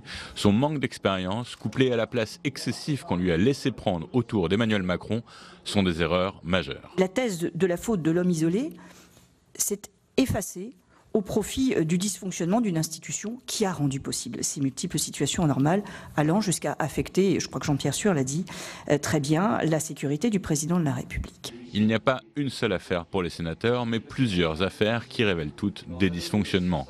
L'affaire des passeports diplomatiques, avec les graves lacunes concernant leur attribution et surtout leur récupération. Le cas des conflits d'intérêts avec le contrat russe signé par Alexandre Benalla alors qu'il est encore à l'Élysée. En conséquence, les préconisations de la Commission sont multiples. Prévenir et sanctionner les conflits d'intérêts parmi les collaborateurs des cabinets pour qu'ils ne soient dans la main de personne. Garantir le respect des standards de sécurité les plus élevés en ce qui concerne la protection du président de la République et celle du Premier ministre. Mieux encadrer la délivrance, l'utilisation, le retrait des passeports diplomatiques et de service. Faire en sorte que les promotions dans la réserve de la gendarmerie nationale soient mieux régulées. Et plus généralement, veiller à ce que les collaborateurs des autorités politiques n'interfèrent pas avec le fonctionnement opérationnel des administrations. Ceci est un point évidemment très important. Parmi les 13 propositions de la Commission, près de la moitié concerne le fonctionnement de l'exécutif et particulièrement le recrutement, l'encadrement et le contrôle des collaborateurs de l'Élysée. Les sénateurs souhaitent aussi renforcer les pouvoirs de contrôle du Parlement sur les services de la présidence de la République. Enfin, les sénateurs demandent à ce que la justice se penche sur les déclarations mensongères d'Alexandre Benalla ainsi que sur certaines omissions des collaborateurs de l'Élysée auditionnés. Nous proposons au président du Sénat et au bureau du Sénat de saisir le parquet. C'est clair ? Premièrement, pour M. Benalla et Crase, en parlant de faux témoignages. Deuxièmement, nous demandons que pour les collaborateurs de l'Élysée précités, le parquet soit saisi au nom d'omissions, d'incohérences et de contradictions et au nom du fait que les personnes concernées ont retenu une part significative de la vérité à la Commission. Parmi ses collaborateurs figurent le directeur de cabinet du président de la République, Patrick Stroda, ainsi qu'Alexis Kohler, le secrétaire général de l'Élysée.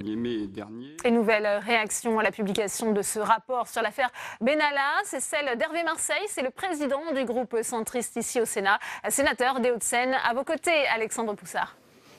Oui, Hervé Marseille, qu'est-ce que vous pensez des conclusions assez sévères de ce rapport de la commission d'enquête sur l'affaire Benalla ? Écoutez, ce ne sont pas de conclusions sévères, ce sont les conclusions tout simplement de 6 mois de travail, de beaucoup d'interrogations, d'analyse des documents, des déclarations des uns et des autres. Et nous sommes arrivés à la conclusion qu'il y avait beaucoup de choses à améliorer parce qu'il y avait eu beaucoup de dysfonctionnements. C'est tout un système finalement qui n'a pas bien fonctionné, ou c'est l'histoire d'un homme isolé ? Écoutez, je ne sais pas s'il faut appeler ça un système. En tout état de cause, il s'agit du chef de l'État, de sa sécurité, du sommet de l'État. Et il se trouve qu'il y a un homme, un jeune homme, peut-être trop jeune, manquant d'expérience peut-être, livré à lui-même, qui a commis des actes qu'il n'aurait jamais dû commettre. D'abord à la contre-escarpe, un certain 1er mai, ce qui a lancé l'affaire, ce qui a déclenché cette affaire. Et puis ensuite, on découvre que ce jeune homme, il est auprès du chef de l'État qui s'occupe de sa sécurité. En fait, même si on ne lui reconnaît pas ce titre, il est à son épaule, comme on dit. Il est armé parfois, il a des rapports commerciaux avec un oligarque russe. On découvre tout un tas de choses, avec l'aide de la presse d'ailleurs. Et donc, il est normal qu'on en tire les conclusions. Est-ce que cette affaire, finalement, elle révèle une certaine pratique du pouvoir à l'Élysée, un sentiment de toute puissance ? Je dirais que tout ça laisse une impression un peu d'absence de professionnalisme, quelque part. Il faut que la sécurité du chef de l'État soit assurée par des professionnels, sous couvert du ministère de l'Intérieur, avec des gens dont on sait qui ils sont, d'où ils viennent, dont on peut être sûr. Et sont là tout le sens des préconisations que formule la commission d'enquête. Et je crois que c'est l'honneur du Sénat que d'avoir travaillé dans ces conditions. Et quand la ministre de la Justice, Nicole Belloubet, estime que le Sénat n'a pas vraiment respecté la séparation des pouvoirs, qu'est-ce que cela vous inspire ? Je regrette que le garde des Sceaux, s'exprime de cette façon-là. Je pense que le gouvernement et le garde des Sceaux singulièrement auraient dû prendre acte des conclusions et laisser à la justice le soin de poursuivre l'action. Du coup, maintenant, vous allez plaider l'idée d'un renforcement du pouvoir du contrôle du Parlement, notamment pour la prochaine réforme des institutions ? À l'évidence, dans ce pays, l'exécutif a beaucoup trop de pouvoir et le Parlement pas assez. On voit que les députés qui sont élus quasiment en même temps que le président de la République se contentent de voter les textes du président. Le gouvernement est transparent, donc à l'évidence, il faut plus de pouvoir pour le Parlement et je crois que la Commission a bien travaillé et elle a montré l'utilité du Sénat. Très bien. Merci beaucoup Hervé Marseille d'avoir répondu à mes questions. Merci Alexandre Poussard pour cette réaction en direct. Et on vous explique à présent avec Tan Trani comment les sénateurs vont saisir la justice pour parjure devant la commission d'enquête. On connaît d'ailleurs la date à laquelle se réunira le bureau TAM. Et oui, a priori, la présidence du Sénat nous a dit que ce bureau devait se réunir le 21 mars. C'est encore à prendre conditionnel. On ne sait pas s'il peut y avoir un bureau exceptionnel autour du cas Benalla. Ce qu'on sait, en tout cas, c'est que mentir sous serment devant la représentation nationale, c'est un délit qui peut être puni de 5 ans de prison, de 75 000 € d'amende. La peine peut être portée à 7 ans de prison et 100 000 € d'amende en cas de circonstances aggravantes. Les sénateurs le précisent dans leur courrier à Gérard Larcher. Ils ont pointé de nombreux faux témoignages de la part d'Alexandre Benalla sur les raisons pour lesquelles il a obtenu son permis de port d'armes, sur ce qui est arrivé à ses passeports diplomatiques, concernant Vincent Crase autour de la société Velours, cette société de protection rapprochée dont il avait dit tout ignorer. Et puis il y a aussi tous ces moments où le secrétaire général de l'Élysée, Alexis Kohler, Patrick Stroda, le directeur de cabinet d'Emmanuel Macron et le général Lionel Lavergne en charge de la sécurité du président de la République, tous ont retenu une part significative de la vérité. C'est là un euphémisme employé par les sénateurs qui jugent qu'ils ont eux aussi menti en omettant de dire qu'Alexandre Benalla avait une fonction de coordination des services de sécurité de l'Élysée, ou encore quand ils ont nié qu'il avait une fonction de protection rapprochée du président de la République, bref, qu'il était son garde du corps. Les sénateurs en doutent très fortement. Que va-t-il se passer alors, Tam ? Alors, fort de tous ces faits, je vous l'ai dit, aujourd'hui, les sénateurs ont donc adressé une lettre au président du Sénat. C'est en réalité le bureau du Sénat, composé de 26 sénateurs, le président, les vice-présidents, les questeurs, mais aussi les secrétaires. Tous vont se réunir et vont voter pour ensuite voir s'ils demandent au président du Sénat de saisir le parquet et de transmettre tout le dossier au procureur. Je le disais, normalement, tout cela devrait donc avoir lieu le 21 mars. Et c'est donc Gérard Larcher, au final, qui va saisir la justice. Et ce dernier, ce matin, a déclaré qu'il y était prêt. La justice qui doit, elle, dire s'il y a lieu de donner des suites judiciaires à tout cela. On est dans une situation inédite, Tam, c'est quasiment une première. Oui, la première, elle est très récente. C'était en 2016, un cas de parjure devant la commission d'enquête sur le coût économique de la pollution de l'air. Mais là, on est vraiment sur un cas beaucoup plus important puisque les sénateurs voient plusieurs catégories de parjure. Il y a 1, les faux témoignages pour Alexandre Benalla et Vincent Crase. Ensuite, 2, la rétention d'une part significative de la vérité pour Alexis Kohler, Patrick Stroda et les générales Lavergne. Et enfin, ils souhaitent même que la justice puisse étudier l'ensemble du rapport pour voir s'il y a lieu de procéder à d'autres investigations. Merci à vous, Tam, pour toutes ces précisions. Autre réaction, celle du sénateur socialiste du Val d'Oise, Rachid Temal. Il est à vos côtés, Alexandre Poussard.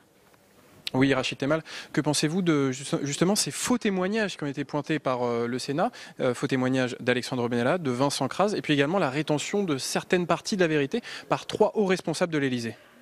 Comme vous le dites, c'est extrêmement grave. D'abord, moi je tiens à saluer le travail de la commission d'enquête du Sénat, alors que dans le même temps, vous souvenez-vous que la commission d'enquête à l'Assemblée, au bout de 3 jours, 4 jours, avait été sabordée, puisque à l'époque, la présidente nous avait dit tout connaître de l'affaire Benalla. Et puis, 6 mois plus tard, on voit bien qu'il y a encore beaucoup de choses à démêler. D'abord, vous l'avez dit, M. Benalla et M. Crase ont menti. Maintenant, c'est prouvé, on l'avait senti très rapidement. Et donc, maintenant, à la justice, via la demande du président Larcher, du président du Sénat, de faire son travail. Et puis d'autres hauts responsables, et on l'a bien senti. Il y avait des contradictions, il y avait des silences, il y avait des jeux de passe-passe, etc. Et on voit bien que là aussi, tout n'a pas été dit. Et donc, malgré leur engagement, leur serment, tout n'a pas été dit.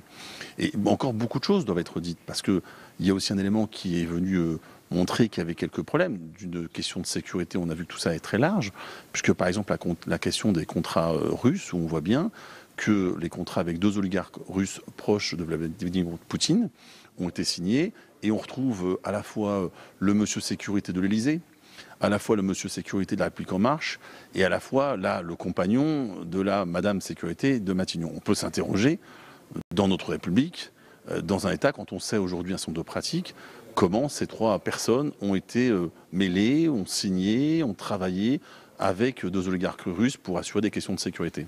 Est-ce que selon vous, ça révèle une certaine pratique du pouvoir ou juste un manque de règles dans le fonctionnement du sommet de l'État? Il y a au minimum un certain nombre de règles. Après, je ne sais pas s'il faut employer le terme de système. Ce qui est clair, c'est qu'aujourd'hui, il y a une situation qui n'est pas acceptable. Comment accepter que des hauts dirigeants d'autres pays, je vous citais 3 noms, en tout cas pour le parti présidentiel à l'Élysée, étaient apparemment dans le même temps en train de négocier et de mettre en place des accords avec 2 millions d'euros avec des oligarques russes. Tout ça doit quand même nous interroger. Il faut des réponses aussi à ces questions-là. C'est extrêmement grave, puisque j'espère que ça ne va pas toucher à la fois un certain nombre de secrets, c'est quand même la question de la France, c'est de son indépendance qui pourrait être impactée par cette affaire. C'est la sécurité de la France qui est en jeu. En tout cas, la question pourrait se poser, puisqu'il est habilité secret défense. M. Benalla, je le rappelle, est habilité secret défense, et en même temps, il négocie avec des oligarques russes pour des questions de sécurité. Très bien. Merci beaucoup, Rachid Temal, d'avoir répondu à mes questions.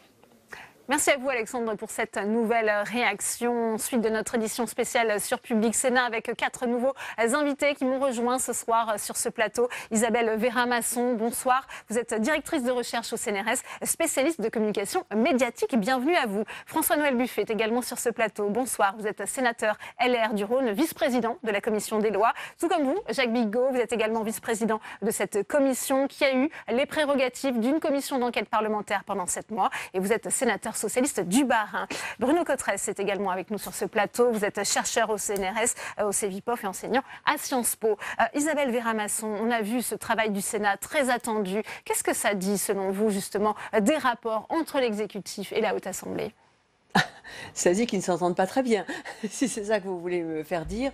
Et ça pose, évidemment, donc effectivement, on a mis en scène depuis le début de l'été un conflit entre l'exécutif et la Haute Assemblée, comme vous dites, et avec le problème politique de la légitimité des uns et des autres. C'est-à-dire qu'un président de la République qui a été élu, très confortablement, c'est pas ric-rac, et une assemblée qui n'est pas représentative politiquement de l'équilibre du pays. Et donc cette bagarre me semblait un peu, comment dirais-je, disproportionnée d'abord parce qu'il s'agissait au départ d'un fait divers. Un fait divers peut-être mal réglé à l'intérieur de l'Élysée, probablement sous-estimé par l'Élysée, mais qui surtout a pris une ampleur, me semble-t-il, bien exagérée. Et le fait que le Sénat se soit emparé de l'affaire avec gourmandise, beaucoup souvent de mauvaise foi, pose la question effectivement de la légitimité politique du Sénat. Moi, je pensais que le compte-rendu allait être moins dans l'action, donc peut-être un peu plus équilibré. Et j'étais frappée par la virulence du ton, on en parlera peut-être, puisque la virulence du ton s'accompagne d'expressions linguistiques qui me semblent choquantes dans un rapport aussi accusateur, comme probable faux témoignage, des choses qui laissent à penser ou qui tentent à établir. Quand on fait un procès, on ne laisse pas à penser, on tente pas à établir et on n'est pas dans la probabilité, on est dans des choses, à mon avis, plus solides. Oui, certains y ont vu un verdict implacable du Sénat, Bruno Cotresse. Difficile de ne pas en faire une lecture politique de ce rapport parlementaire. C'est impossible de ne pas en faire une lecture politique. C'est un jeu qui s'est joué à plusieurs acteurs.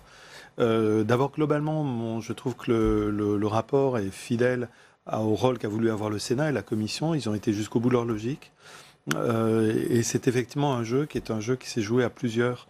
Il y a aussi l'Assemblée nationale qui était dans ce jeu-là. Et peut-être qu'aussi le jeu qu'a joué la commission du Sénat n'est pas déconnecté du jeu qu'avait joué là, en parallèle la commission à l'Assemblée nationale, avec un climat fondamentalement différent de ce qui se passait au Sénat. C'est un jeu qui a plusieurs aussi parce que le Sénat n'est pas de la même couleur politique dans sa majorité que l'exécutif. Donc évidemment, il est impossible de ne pas avoir une lecture politique. Ceci dit, il ne faut pas non plus avoir qu'une lecture politique. Il y a aussi une lecture à la fois institutionnelle, le rôle du Sénat, l'affirmation d'un rôle du Sénat à travers la commission d'enquête, et puis aussi quand même en toile de fond l'ensemble des questions qui sont posées par la commission et par son rapport, l'entourage de l'exécutif, l'entourage présidentiel. Donc au minimum, le rapport et la commission d'enquête ont le mérite d'avoir posé un regard et d'avoir braqué les projecteurs sur quelque chose qui était relativement sombre jusqu'à présent, peu porté à la connaissance du public. Donc il y a quand même une vertu qui n'est pas inintéressante du point de vue du processus démocratique, du rôle qu'a joué et le Sénat et la Commission. Jacques Bigot, ça vous fait réagir? Oui, cela me fait réagir parce qu'on ne peut pas oublier que lorsque l'affaire Benalla a éclaté, à l'Assemblée nationale, ils étaient en plein débat sur la réforme constitutionnelle.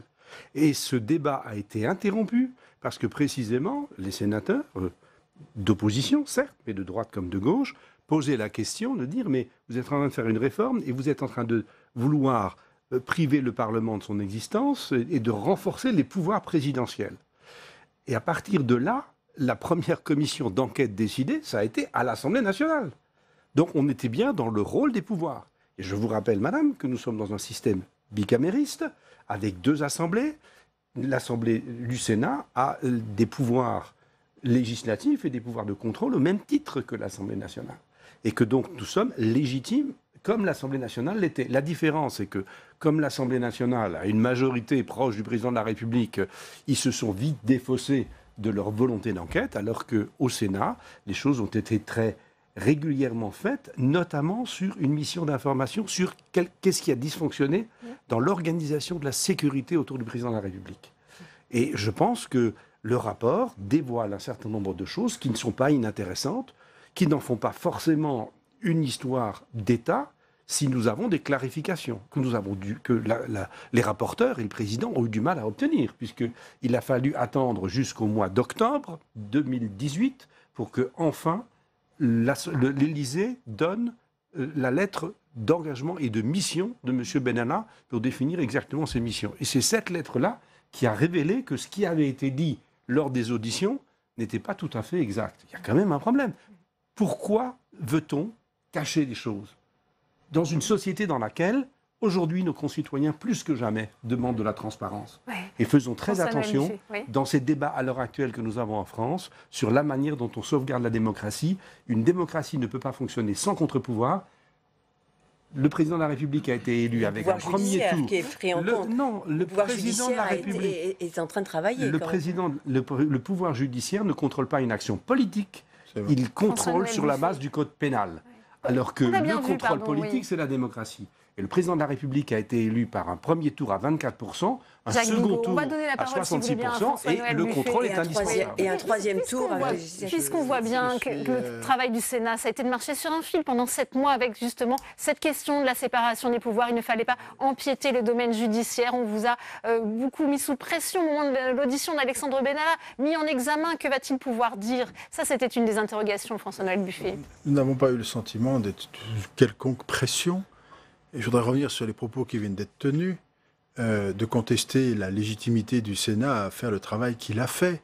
Cela veut dire, si on doit vous écouter et accepter votre propos, c'est que le président de la République ayant été élu, il a tout pouvoir, pas de possibilité de contre-pouvoir, et que d'ailleurs, avec la majorité qu'il a à l'Assemblée nationale, on a démontré par les faits que le système s'est complètement délité et que le contre-pouvoir ne pouvait pas exister.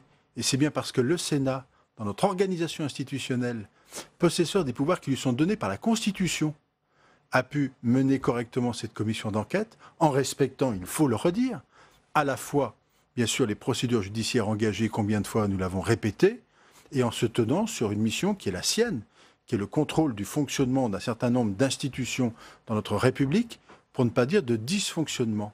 On ne peut pas reprocher au Sénat d'avoir exercé, 1, son droit, 2, de l'avoir fait librement et sans contrainte. Et de surcroît, je pense que dans notre système actuel, il a été pour le coup le garant d'un fonctionnement démocratique clair. On est d'accord ou pas d'accord sur ses conclusions, c'est une chose, mais le garant d'un fonctionnement démocratique de notre territoire, de notre système institutionnel, qui en tous les cas traduit le fait que le Parlement contrôle l'exécutif. Il était dans son rôle.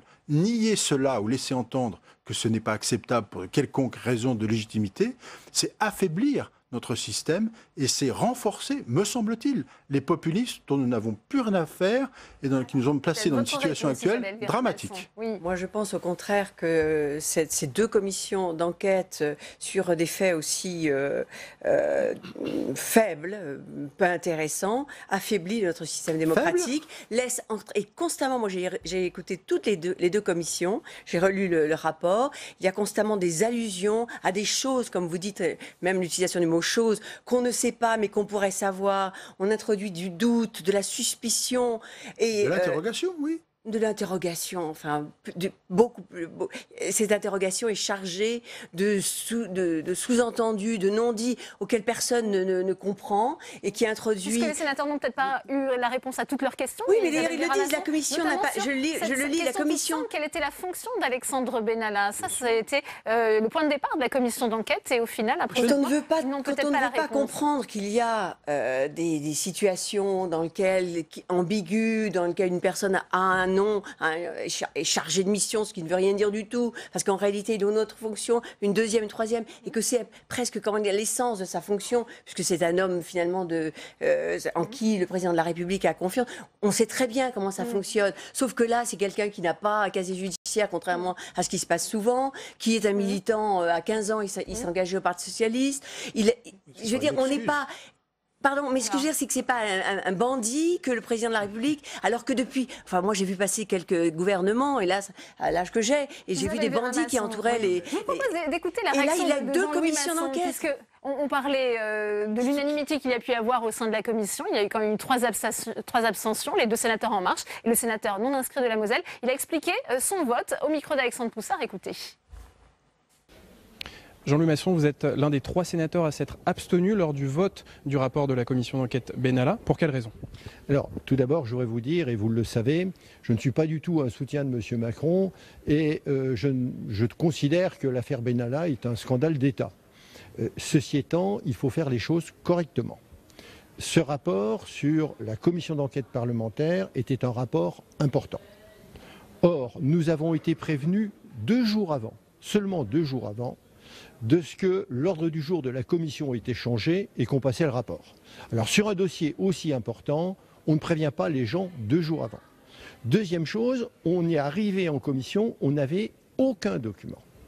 On nous a mis le rapport sur la table et on nous a dit approuver le rapport. Eh bien, ça c'est pas possible. Moi je n'ai pas pour habitude d'approuver et d'endosser la responsabilité d'un rapport qui fait 60 pages et qu'on vous met sur la table en vous disant vous approuvez le rapport ou vous y opposez. Je crois qu'il y avait quelque chose qui n'allait pas. Je l'ai bien dit, c'est un problème de forme. Il y avait dans cette commission un certain nombre de sénateurs qui avaient la volonté de faire de l'agitation politicienne auprès des journalistes. C'est leur droit. Moi, je voulais du travail sérieux. Le président a fait du travail sérieux, les rapporteurs ont fait du travail sérieux, mais certains sénateurs ont fait surtout de l'agitation journalistique. Vous êtes d'accord donc avec certains parlementaires de La République En Marche qui affirment que le Sénat a fait de la politique dans cette affaire? Moi, je n'ai pas à être d'accord ou pas d'accord avec certains parlementaires de La République En Marche. Je ne partage pas les choix politiques de La République En Marche. Et quand je me décide toujours par moi-même. Je suis non inscrit parce que j'ai une très mauvaise opinion des partis politiques. Je suis comme beaucoup de Français, je pense comme beaucoup de Français sur les partis politiques et je considère qu'il faut soi-même assumer ses responsabilités. Et ce matin, je les ai assumées. Vous êtes donc en désaccord sur la forme, mais sur le fond, est-ce que vous êtes d'accord avec les dysfonctionnements pointés par la commission d'enquête? C'est évident qu'il y a des dysfonctionnements énormes. Par contre, je pense qu'on aurait pu s'abstenir de vouloir mettre en cause, de vouloir faire engager des plaintes contre certains hauts fonctionnaires. Et je ne parle pas de M. Benalla, bien évidemment, certains hauts fonctionnaires de l'Élysée, des anciens présidents. M. Kohler, M. Stroda. Je crois que ce sont des gens, a priori très bien, je ne les connais pas, mais ils m'ont fait très bonne impression. Vouloir les faire poursuivre alors que la commission était vraiment en limite des compétences de la justice. Vous savez que la commission n'a pas le droit de s'immiscer dans une affaire qui est engagée au niveau judiciaire. On était limite. Et ces hauts fonctionnaires étaient très gênés parce qu'on était en limite. Et vouloir les poursuivre maintenant au niveau de la justice, c'est peut-être excessif. Très bien. Merci beaucoup Jean-Louis Masson d'avoir répondu à mes questions. Merci à vous, Alexandre. Il fait allusion, Jean-Louis Masson, à un autre volet de ce rapport parlementaire, puisqu'il y a donc faux témoignages, selon vous, à la fois de la part d'Alexandre Benalla et Vincent Crase. Et puis, il y a les cas de 3 hauts fonctionnaires de l'Élysée, ça a été rappelé, Patrick Stroda, Alexis Kohler et puis le colonel Lavergne. Alors là, le Sénat a décidé bien de laisser l'appréciation au bureau du Sénat pour savoir s'il y a faux témoignages et suite judiciaire. Je voudrais juste dire qu'il ne s'agit pas de faux témoignages. Je reprends le texte de rapport, mais de probables faux témoignages. Ce qui n'est pas la même chose. Probable, ça veut dire qu'il n'y a pas de preuve, que ce n'est pas sûr, et qu'éventuellement, ça peut être l'inverse. Donc, tous ces mots probable, soupçonneux, etc., méritent d'être dits. Et tous les journaux ont parlé de faux témoignages, alors qu'on ne parle que de probables témoignages. J'ai accès à un rapport, utilise le langage de la probabilité. Le rapport lui-même fait une sorte d'exercice un peu de modestie aussi sur lui-même. Il est accusateur, mais s'il il utilise un langage de probabilité, il va remettre effectivement au bureau la responsabilité d'aller un peu plus loin et de voir ce qu'il faut faire par rapport aux autorités. La parole des journalistes. Aux autorités judiciaires, évidemment. Sur le fond, on voit bien que c'est très compliqué. Il n'y a pas de, je pense pas qu'il y ait tout blanc et tout noir, mais je pense qu'il y a quelque chose qui est très compliqué. Mais au-delà de quelque chose qui est très compliqué, je persiste à dire quand même qu'à travers cette commission d'enquête et à travers le rapport qu'elle remet, il y a plutôt un progrès intéressant d'une démocratie où le contrôle parlementaire sur l'exécutif fonctionne. Je rejoins vos propos, je pense qu'effectivement, c'est un point qui est essentiel. La France est un en ce moment traversée par de grands débats sur l'avenir des institutions, sur qu'est-ce qu'il faut faire pour que ça aille mieux, qu'il y ait plus de confiance des citoyens dans la politique, qu'on abaisse le niveau de violence verbale, le niveau d'intolérance dans l'ensemble de la société. C'est un enjeu qui est extrêmement essentiel, extrêmement important. La question de la restauration du lien de confiance des citoyens dans les institutions est absolument centrale. L'enquête que nous réalisons au CEVIPOF toutes les années montre que la situation est calamiteuse en France. Si les institutions arrivent à montrer qu'elles fonctionnent, qu'elles font fonctionner leurs prérogatives, leurs pouvoirs, c'est plutôt une bonne chose pour le regard que les citoyens posent sur les institutions. Après, chacun fera son travail, dira si la Commission a excédé ses pouvoirs, etc. Mais du point de vue de l'analyse politique qu'on peut faire... Est-ce qu'il y a eu faux témoignage de la part d'Alexandre Benalla et Vincent Kras?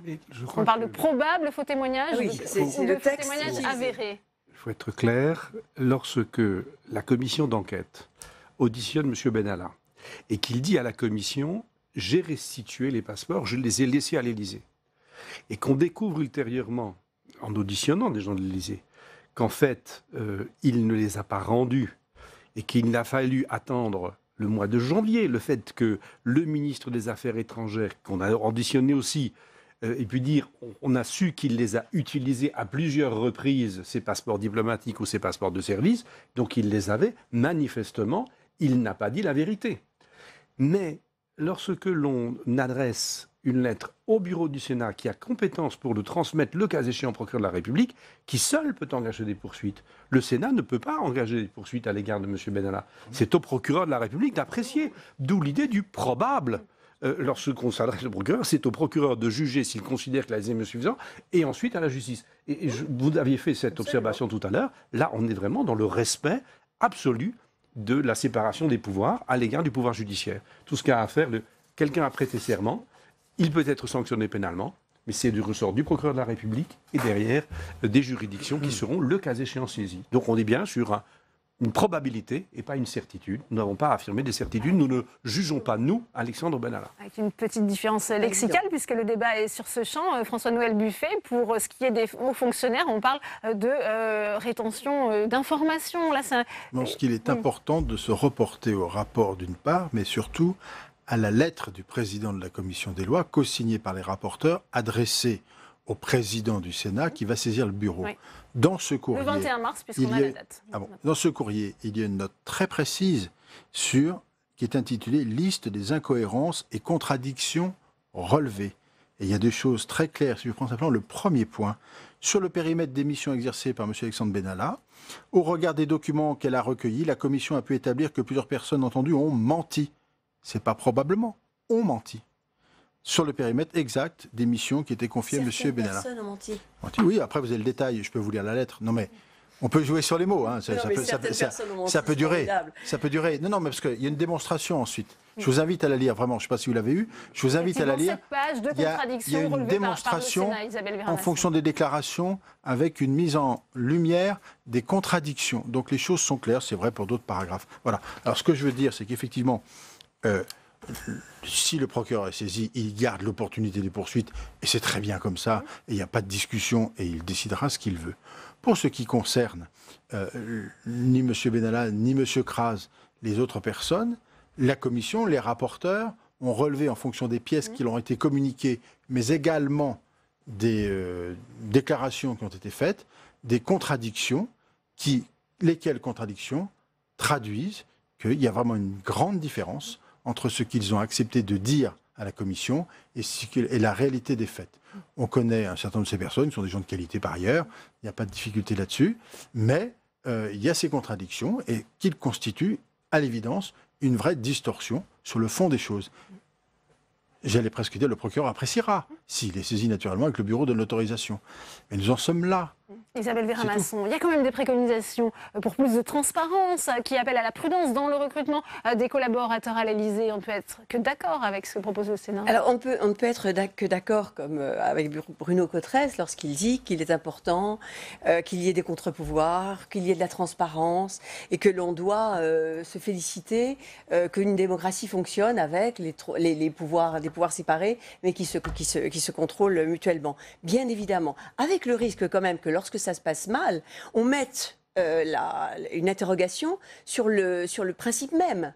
C'est-à-dire que si vous vous servez d'une bonne idée pour la détourner de sa véritable fonction, c'est-à-dire que si les commissions deviennent des armes politiques, au contraire, ça peut faire un effet boomerang qui serait négatif sur le fonctionnement de la démocratie. Par exemple, moi je trouve que ces commissions auraient dû être, auraient dû être dans le secrète. C'est-à-dire que c'est pour laisser les gens s'exprimer librement, pour ne pas les obliger à dénoncer devant BFM, LCI, etc., leurs copains qui leur ont fait je ne sais quelle aide, Certains huis clos ont été demandés, ils ont tous été refusés, justement. Et oui, mais ça change tout. Ça change tout. Je veux dire, c'est pour ça qu'il y a un pouvoir judiciaire et un pouvoir législatif et un pouvoir exécutif. C'est que chacun a des logiques différentes. Donc je ne suis pas sûre que les bons principes soient lorsqu'ils marchent mal, soient finalement positifs. Et en revanche, évidemment, les préconisations, on voit d'ailleurs, elles portent la marque du point de départ, puisque lorsqu'on demande la séparation entre le public et le privé, on voit bien qu'une des reproches que l'on fait à l'affaire Benalla, c'est le fait que le président de la République ait choisi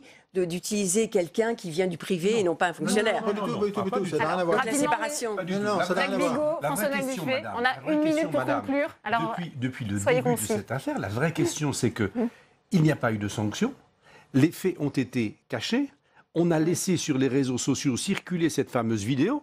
Et nous avons, les premières auditions que nous avons eues, c'était des représentants des syndicats de police qui disaient ça a donné sur la police une très mauvaise image, une image de violence. Alors que ce n'étaient pas des policiers. Il aurait suffi qu'au niveau du sommet de l'État, on dise simplement, Monsieur Benalla, vous n'avez plus rien à faire ici, on vous licencie tout de suite, et que l'on dise effectivement ce qui s'était passé, il n'y aurait pas eu d'affaire Benalla. Et ça sera le mot de la fin, et c'est d'ailleurs ce qu'a rappelé Philippe Bas à l'ouverture de la conférence de presse ce matin. Merci à vous François-Noël Buffet, merci Isabelle Vera-Masson, merci Bruno Cotresse, merci Jacques Bigot. Avant de se quitter, justement, je vous propose d'ailleurs de revenir sur les temps forts de cette conférence de presse.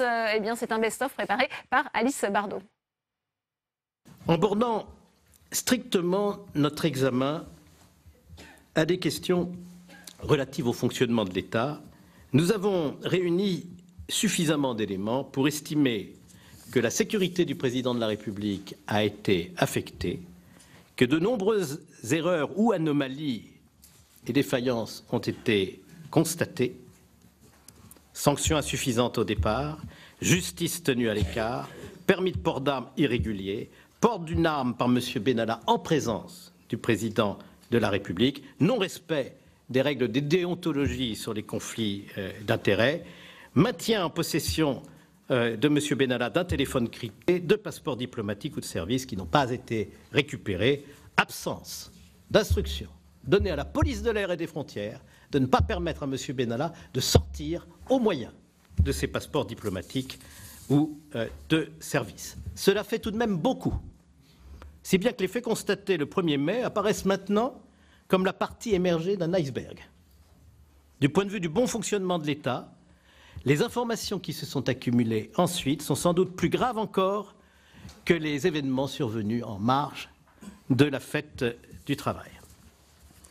Comme l'ordonnance de 1958 relative à l'exercice de ses pouvoirs d'enquête par le Parlement le prévoit, j'ai donc décidé, conjointement avec les deux rapporteurs, et après avoir consulté ce matin la commission des lois, de demander au président du Sénat que le bureau de notre Assemblée, c'est la procédure, délibère, en vue de saisir le procureur de la République de Paris, des faux témoignages caractérisés de M. Benalla, des contradictions apparues entre les premières déclaration de collaborateurs immédiats du président de la République sur le rôle de M. Benalla en matière de sécurité et les éléments et témoignages recueillis par la suite, tout en soulignant d'ailleurs la qualité et la précision de nombreuses informations qui nous ont été apportées par les 10 collaborateurs sur d'autres points très importants.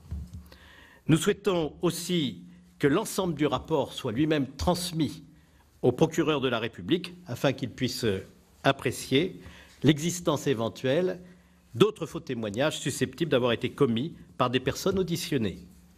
Il appartiendra donc au bureau d'en décider. Et les deux rapporteurs se joignent à moi pour faire cette demande au bureau.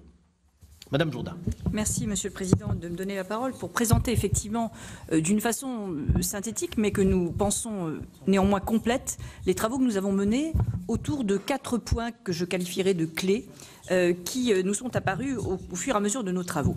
Le premier point est relatif aux sanctions qui ont pu être prononcées à l'encontre d'Alexandre Benalla après le 1er mai, événements qui ont d'abord justifié la tenue de nos travaux. En réalité, plusieurs défaillances ont été mises à jour dans la réaction des autorités fonctionnelles et hiérarchiques de M. Benalla et également de Vincent Crase, qui participait aux événements du 1er mai, après ces événements. Je le dis sans embâche, la Commission n'a trouvé ni approprié les premières suites qui ont été apportées aux agissements commis, ni proportionné les sanctions qui ont été prétendument infligées. Et nous avons regretté l'incompréhensible indulgence de la hiérarchie d'Alexandre Benalla, qui a conservé dans l'équipe de l'Élysée un collaborateur qui avait gravement manqué à ses devoirs. Et quand j'indique qu'il avait gravement manqué à ses devoirs, ça n'est pas de mon avis, c'est de l'avis de toutes les personnes qui ont été auditionnées par la Commission. Ce qui frappe en réalité, ça n'est pas tant la sanction qui a été infligée en mai, mais bien la confiance qui a été maintenue à Alexandre Benalla jusqu'en juillet. Tout d'abord, nous avons pu constater ce que je qualifierais d'une chaîne d'irresponsabilité en l'absence de signalement immédiat au parquet de ces faits. Rappelons-nous, revêtu d'un signe de police, selon l'IGPN, et peut-être armé sur la voie publique pour l'un d'eux, Alexandre Benalla et Vincent Crase ont ouvertement, le 1er mai 2018, fait usage de la force à l'encontre de manifestants.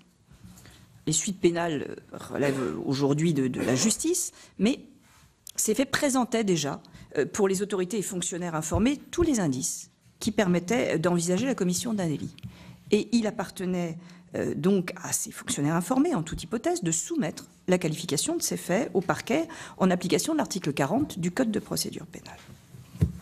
De façon assez surprenante, c'est la présidence de la République, et non pas le ministère de l'Intérieur, qui a été alertée la première, dans la nuit du 1er mai, de l'existence d'une vidéo des incidents. Et c'est également la présidence de la République qui a transmis l'information au ministre de l'Intérieur et au préfet de police. À l'inverse, plusieurs services clés, dont l'intervention aurait pu perturber le règlement discret de cette affaire Benalla, ont été maintenus dans l'ignorance jusqu'en juillet 2018. Ni la Direction générale de la police nationale, ni l'Inspection générale de la police nationale, ni la Direction générale de la gendarmerie nationale n'ont été avisées de ces faits.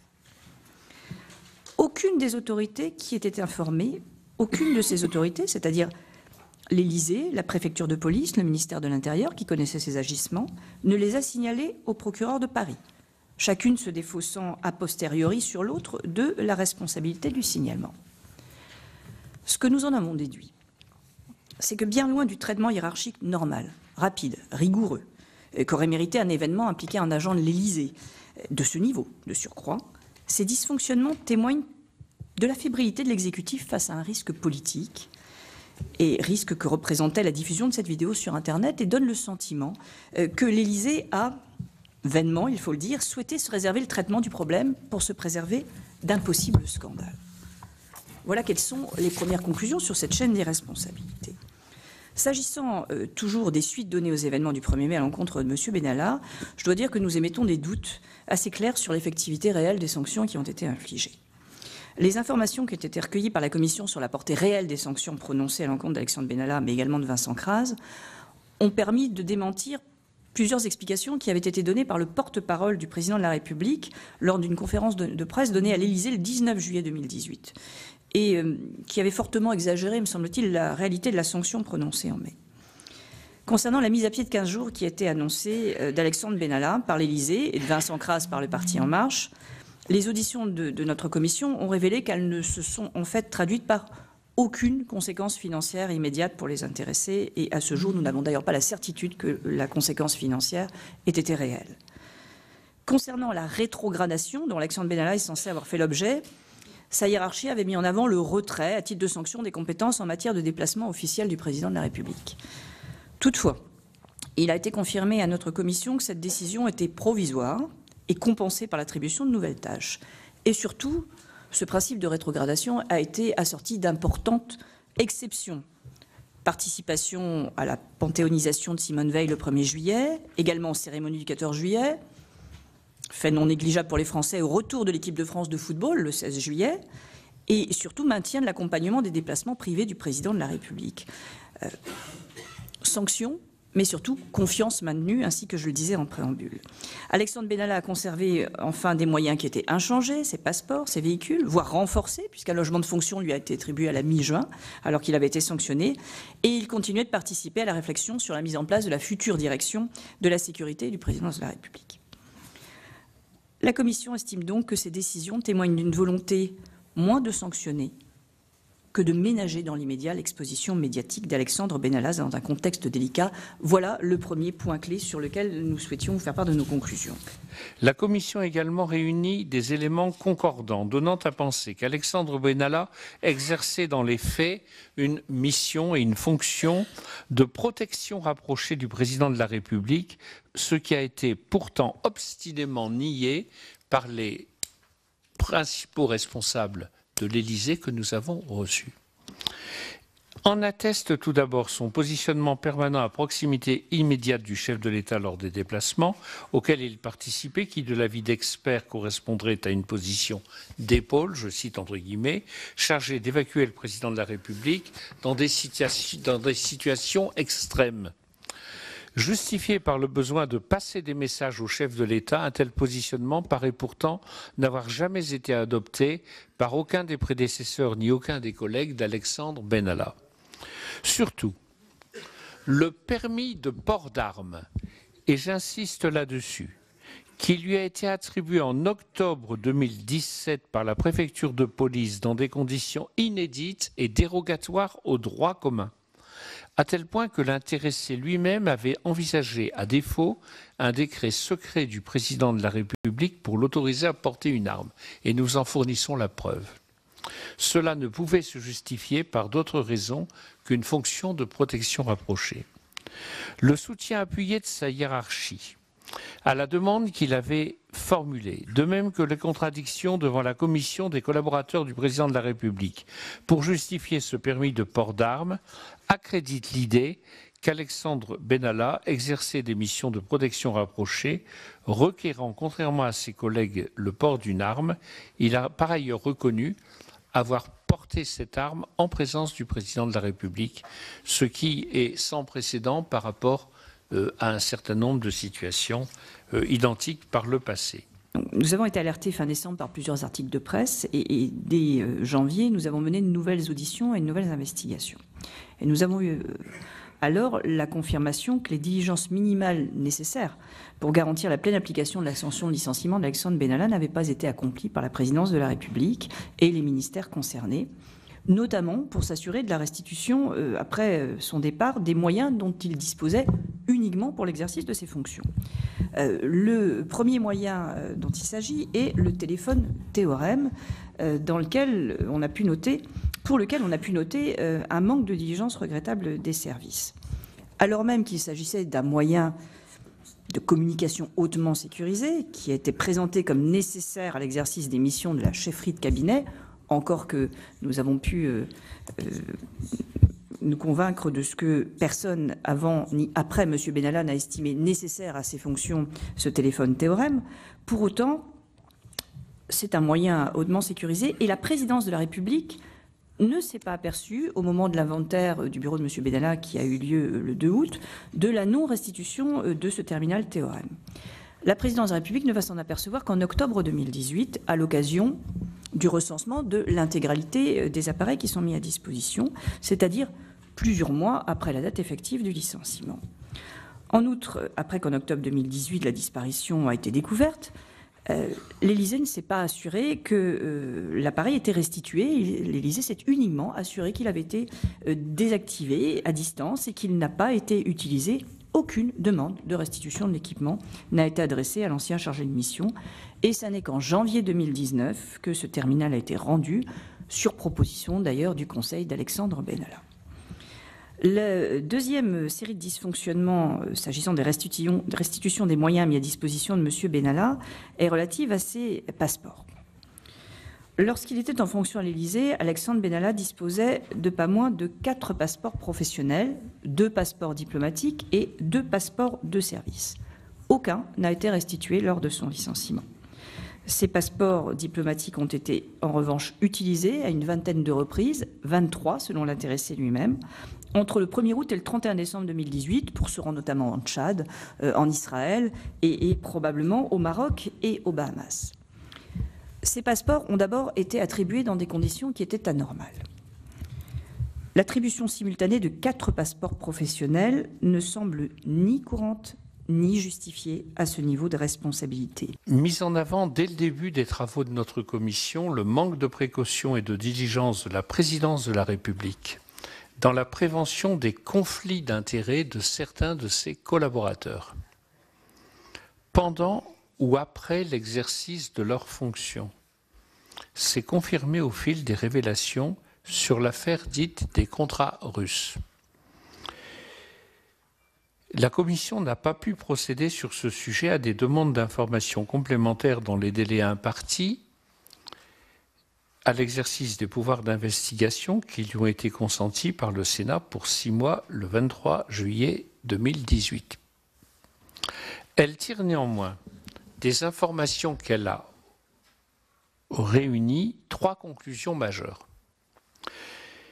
D'abord, en matière de faux témoignages, les informations révélées par la presse, en particulier les enregistrements qui ont donné lieu à diverses péripéties parues dans la presse également, les enregistrements donc publiés par le journal Mediapart le 31 janvier 2019 et les déclarations publiques faites par M. Jean-Maurice Bernard, président d'une société qui, dans le contexte où nous sommes, s'appelle bizarrement Velours. Velours. Le 11 février, sur BFM TV, laisse à penser qu'Alexandre Benalla et Vincent Crase se sont rendus coupables lors de leurs auditions devant la commission des lois du Sénat le 21 janvier de faux témoignages. Premièrement, sur les 3 points suivants. Premièrement, l'implication d'Alexandre Benalla dans la négociation et la conclusion du contrat liant la société Mars, on parle Velours, Mars,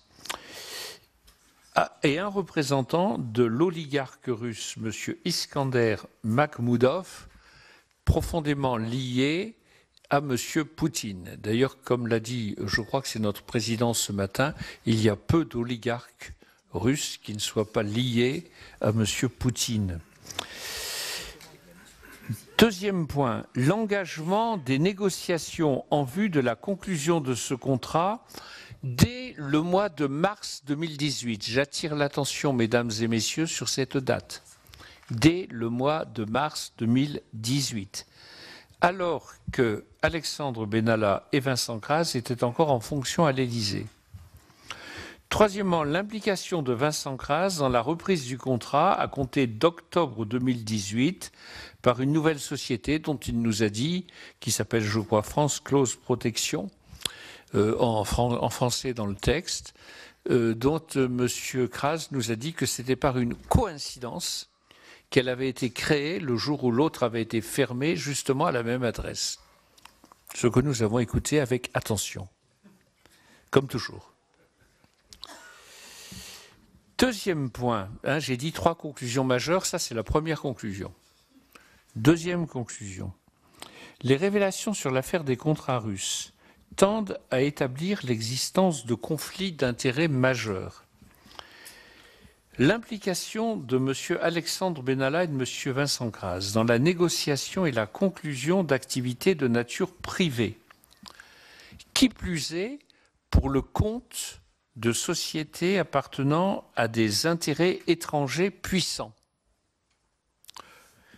Donc, adjoint au chef de cabinet qui négocie avec une société des intérêts financiers liés directement à un État étranger et au plus haut niveau de cet État étranger, constituerait non seulement une faute déontologique majeure pour les intéressés, mais également un risque pour la présidence de la République et pour notre République. Il ne fait en effet nul doute que les relations indirectes entretenues avec un oligarque russe par un proche collaborateur du chef de l'État directement impliqué, on l'a vu, dans la sécurité de la présidence de la République et d'un réserviste du commandement militaire du Palais de l'Élysée exerçant une responsabilité d'encadrement serait de nature, en raison de la dépendance financière qu'elles impliquent, à affecter la sécurité du chef de l'État et les intérêts de notre pays. Nous allons faire 13 propositions. Alors bien entendu, dans le respect, je vais présenter 6 propositions et Muriel Jourda en présentera 7. Ça va ? Bon. Alors, première proposition. On développera si vous avez des questions. Pour le moment, on va les énoncer. Première proposition, réformer le cadre réglementaire relatif au groupe de sécurité de la présidence de la République, GSPR, afin d'une part de réaffirmer la compétence exclusive des membres des forces de sécurité intérieure pour assurer la sécurité du chef de l'État, d'autre part formaliser les règles et procédures de recrutement au sein de ce GSPR. Proposition numéro 2. Maintenir la responsabilité organique du ministère de l'Intérieur sur le groupe de sécurité de la présidence de la République, ce qui nous paraît absolument essentiel sur le plan des institutions républicaines. Ça a toujours été comme ça depuis le début de la Ve République, je le rappelle. Donc maintenir la responsabilité organique du ministère de l'Intérieur sur le groupe de sécurité de la présidence de la République et prévoir l'avis du chef du service de la protection sur la composition de ce groupe. Proposition numéro 3. Rappeler par voie de circulaire les règles déontologiques devant régir les relations entre les collaborateurs de la présidence de la République, ceux des cabinets ministériels et les administrations centrales. Proposition numéro 4. Mettre fin à l'expérience des collaborateurs officieux du président de la République et faire respecter strictement leurs obligations déclaratives à tous les chargés de mission de l'Élysée. Proposition numéro 5. Conditionner le recrutement des collaborateurs du président de la République à la réalisation d'une enquête administrative préalable afin de s'assurer de la compatibilité de leur comportement avec les fonctions ou les missions susceptibles de leur être confiées. Proposition numéro 6. Prévoir par la loi des sanctions pénales en cas de manquement aux obligations de déclaration d'une nouvelle activité à la commission de déontologie de la fonction publique, ce qui n'a pas été fait dans le cas de M. Benalla, ni avant ni bien sûr après. Maintenant, j'ai terminé pour les 6 propositions. Muriel. Madame Jourda. Merci, Monsieur le Président. La proposition numéro 7 a trait directement à notre saisine, qui avait mis en avant un dysfonctionnement de l'État qui consistait pour un collaborateur de l'Élysée à intervenir dans une mission de maintien de l'ordre qui relève, elle, de l'action du gouvernement. Si l'exécutif est constitué de 2 pôles, le président de la République et le gouvernement, ils ne doivent pas interférer dans l'action l'un de l'autre. De sorte que notre proposition numéro 7 est de mettre fin à la pratique des conseillers communs au président de la République et au Premier ministre pour respecter la distinction constitutionnelle des fonctions présidentielles et gouvernementales, seul le gouvernement étant responsable devant le Parlement. La proposition numéro 8, dans le cadre d'une plus grande transparence, est d'enrichir le rapport déposé annuellement lors de l'examen du projet de loi de finances. Les connaisseurs sauront ce que c'est que l'annexe budgétaire jaune. Ce rapport étant consacré au personnel affecté dans les cabinets ministériels, l'enrichir d'un volet supplémentaire permettant de dresser un tableau du nombre, des missions et des rémunérations des personnels affectés à la présidence de la République.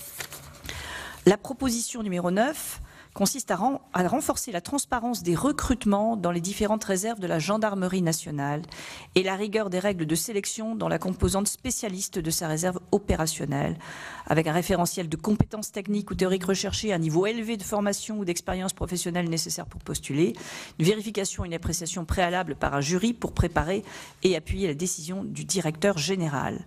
La proposition numéro 10 consiste à rendre obligatoire l'établissement d'une liste des activités professionnelles exercées par les réservistes du commandement militaire du Palais de l'Élysée. Les 2 autres propositions, 11 et 12, 12 ont trait au renforcement des pouvoirs du contrôle du Parlement. La proposition numéro 11 consiste à conforter le pouvoir de contrôle du Parlement sur les services de la présidence de la République, et non pas sur le président de la République, mais bien sur les services de la présidence de la République. La proposition numéro 12 consiste à établir et confirmer la plénitude des pouvoirs d'investigation des commissions d'enquête parlementaires dans le respect du principe de la séparation des pouvoirs et du secret de l'instruction, y compris quand la justice enquête de son côté sur des crimes et délits à propos des mêmes faits, en exerçant le contrôle parlementaire sous l'angle exclusif du fonctionnement de l'État. Je peux peut-être illustrer, Monsieur le Président, cette proposition, car il y a eu de nombreux débats sur le fait que notre commission puisse enquêter alors que la justice était saisie sur des faits qui étaient proches, dont on pouvait penser qu'ils étaient similaires. Et nous avons toujours défendu le fait que la justice et le Parlement bénéficiaient de pouvoirs qui étaient concurrents et de même valeur constitutionnelle, mais ne s'exerçaient pas sur les mêmes éléments, ce qui a été expliqué très bien par le président Bas tout à l'heure, puisque nous exerçons le contrôle du fonctionnement de l'État. Et nous pouvons dire qu'à l'occasion de notre mission, nous avons été suivis par la justice, car nous avions demandé au ministère de l'Intérieur un dossier qui avait été saisi et mis sous scellé. Le ministère de l'Intérieur nous l'a refusé. Pour ce motif, nous nous sommes donc adressés au juge d'instruction qui détenait ce dossier. Eh bien, il a tout simplement levé les scellés et rendu ce dossier au ministère pour que nous puissions lui refaire cette demande. Le juge a donc estimé que nous pouvions obtenir cet élément, quand bien même une enquête judiciaire était en cours. Mais il est important, par cette proposition, de clarifier ces éléments. Et enfin, la proposition numéro 13 consiste à mieux définir la portée juridique des obligations de signalement au parquet découlant de l'article 40 du Code de procédure pénale et d'en informer largement l'ensemble des élus, responsables et agents publics. Voilà, Monsieur le Président. Merci, chers collègues. J'espère que les travaux de nos rapporteurs de la Commission des lois seront utiles, qui seront utiles aux Français, bien sûr, puisque notre travail s'est fait en toute transparence sous leur regard et en leur nom, mais aussi utiles à l'exécutif, par les recommandations qui viennent de vous être présentées et dont j'espère qu'elles apparaîtront pour ce qu'elles sont, c'est-à-dire des recommandations constructives, dont une partie d'ailleurs vise simplement à ce que les règles soient respectées. Je voudrais revenir un instant sur la lettre que nous avons écrite au président du Sénat pour que le bureau du Sénat soit saisi, pour vous indiquer la motivation fondamentale qui a été la mienne et celle des deux rapporteurs. Il s'agit pour nous, en pensant au respect des prérogatives nécessaires du Parlement pour l'avenir, de poser une exigence, l'exigence de dire la vérité au Parlement. Et cette exigence, qui existe dans l'ordonnance de 1958, ne doit pas rester lettre morte. Car sinon, c'est un droit essentiel que nous exerçons au nom du peuple français qui serait bafoué. Et c'est la seule raison pour laquelle nous avons souhaité que le bureau délibère. Il y a 3 points différents. Comme l'a dit déjà M. Bas, il y a 3 points différents. Premièrement, s'agissant de M.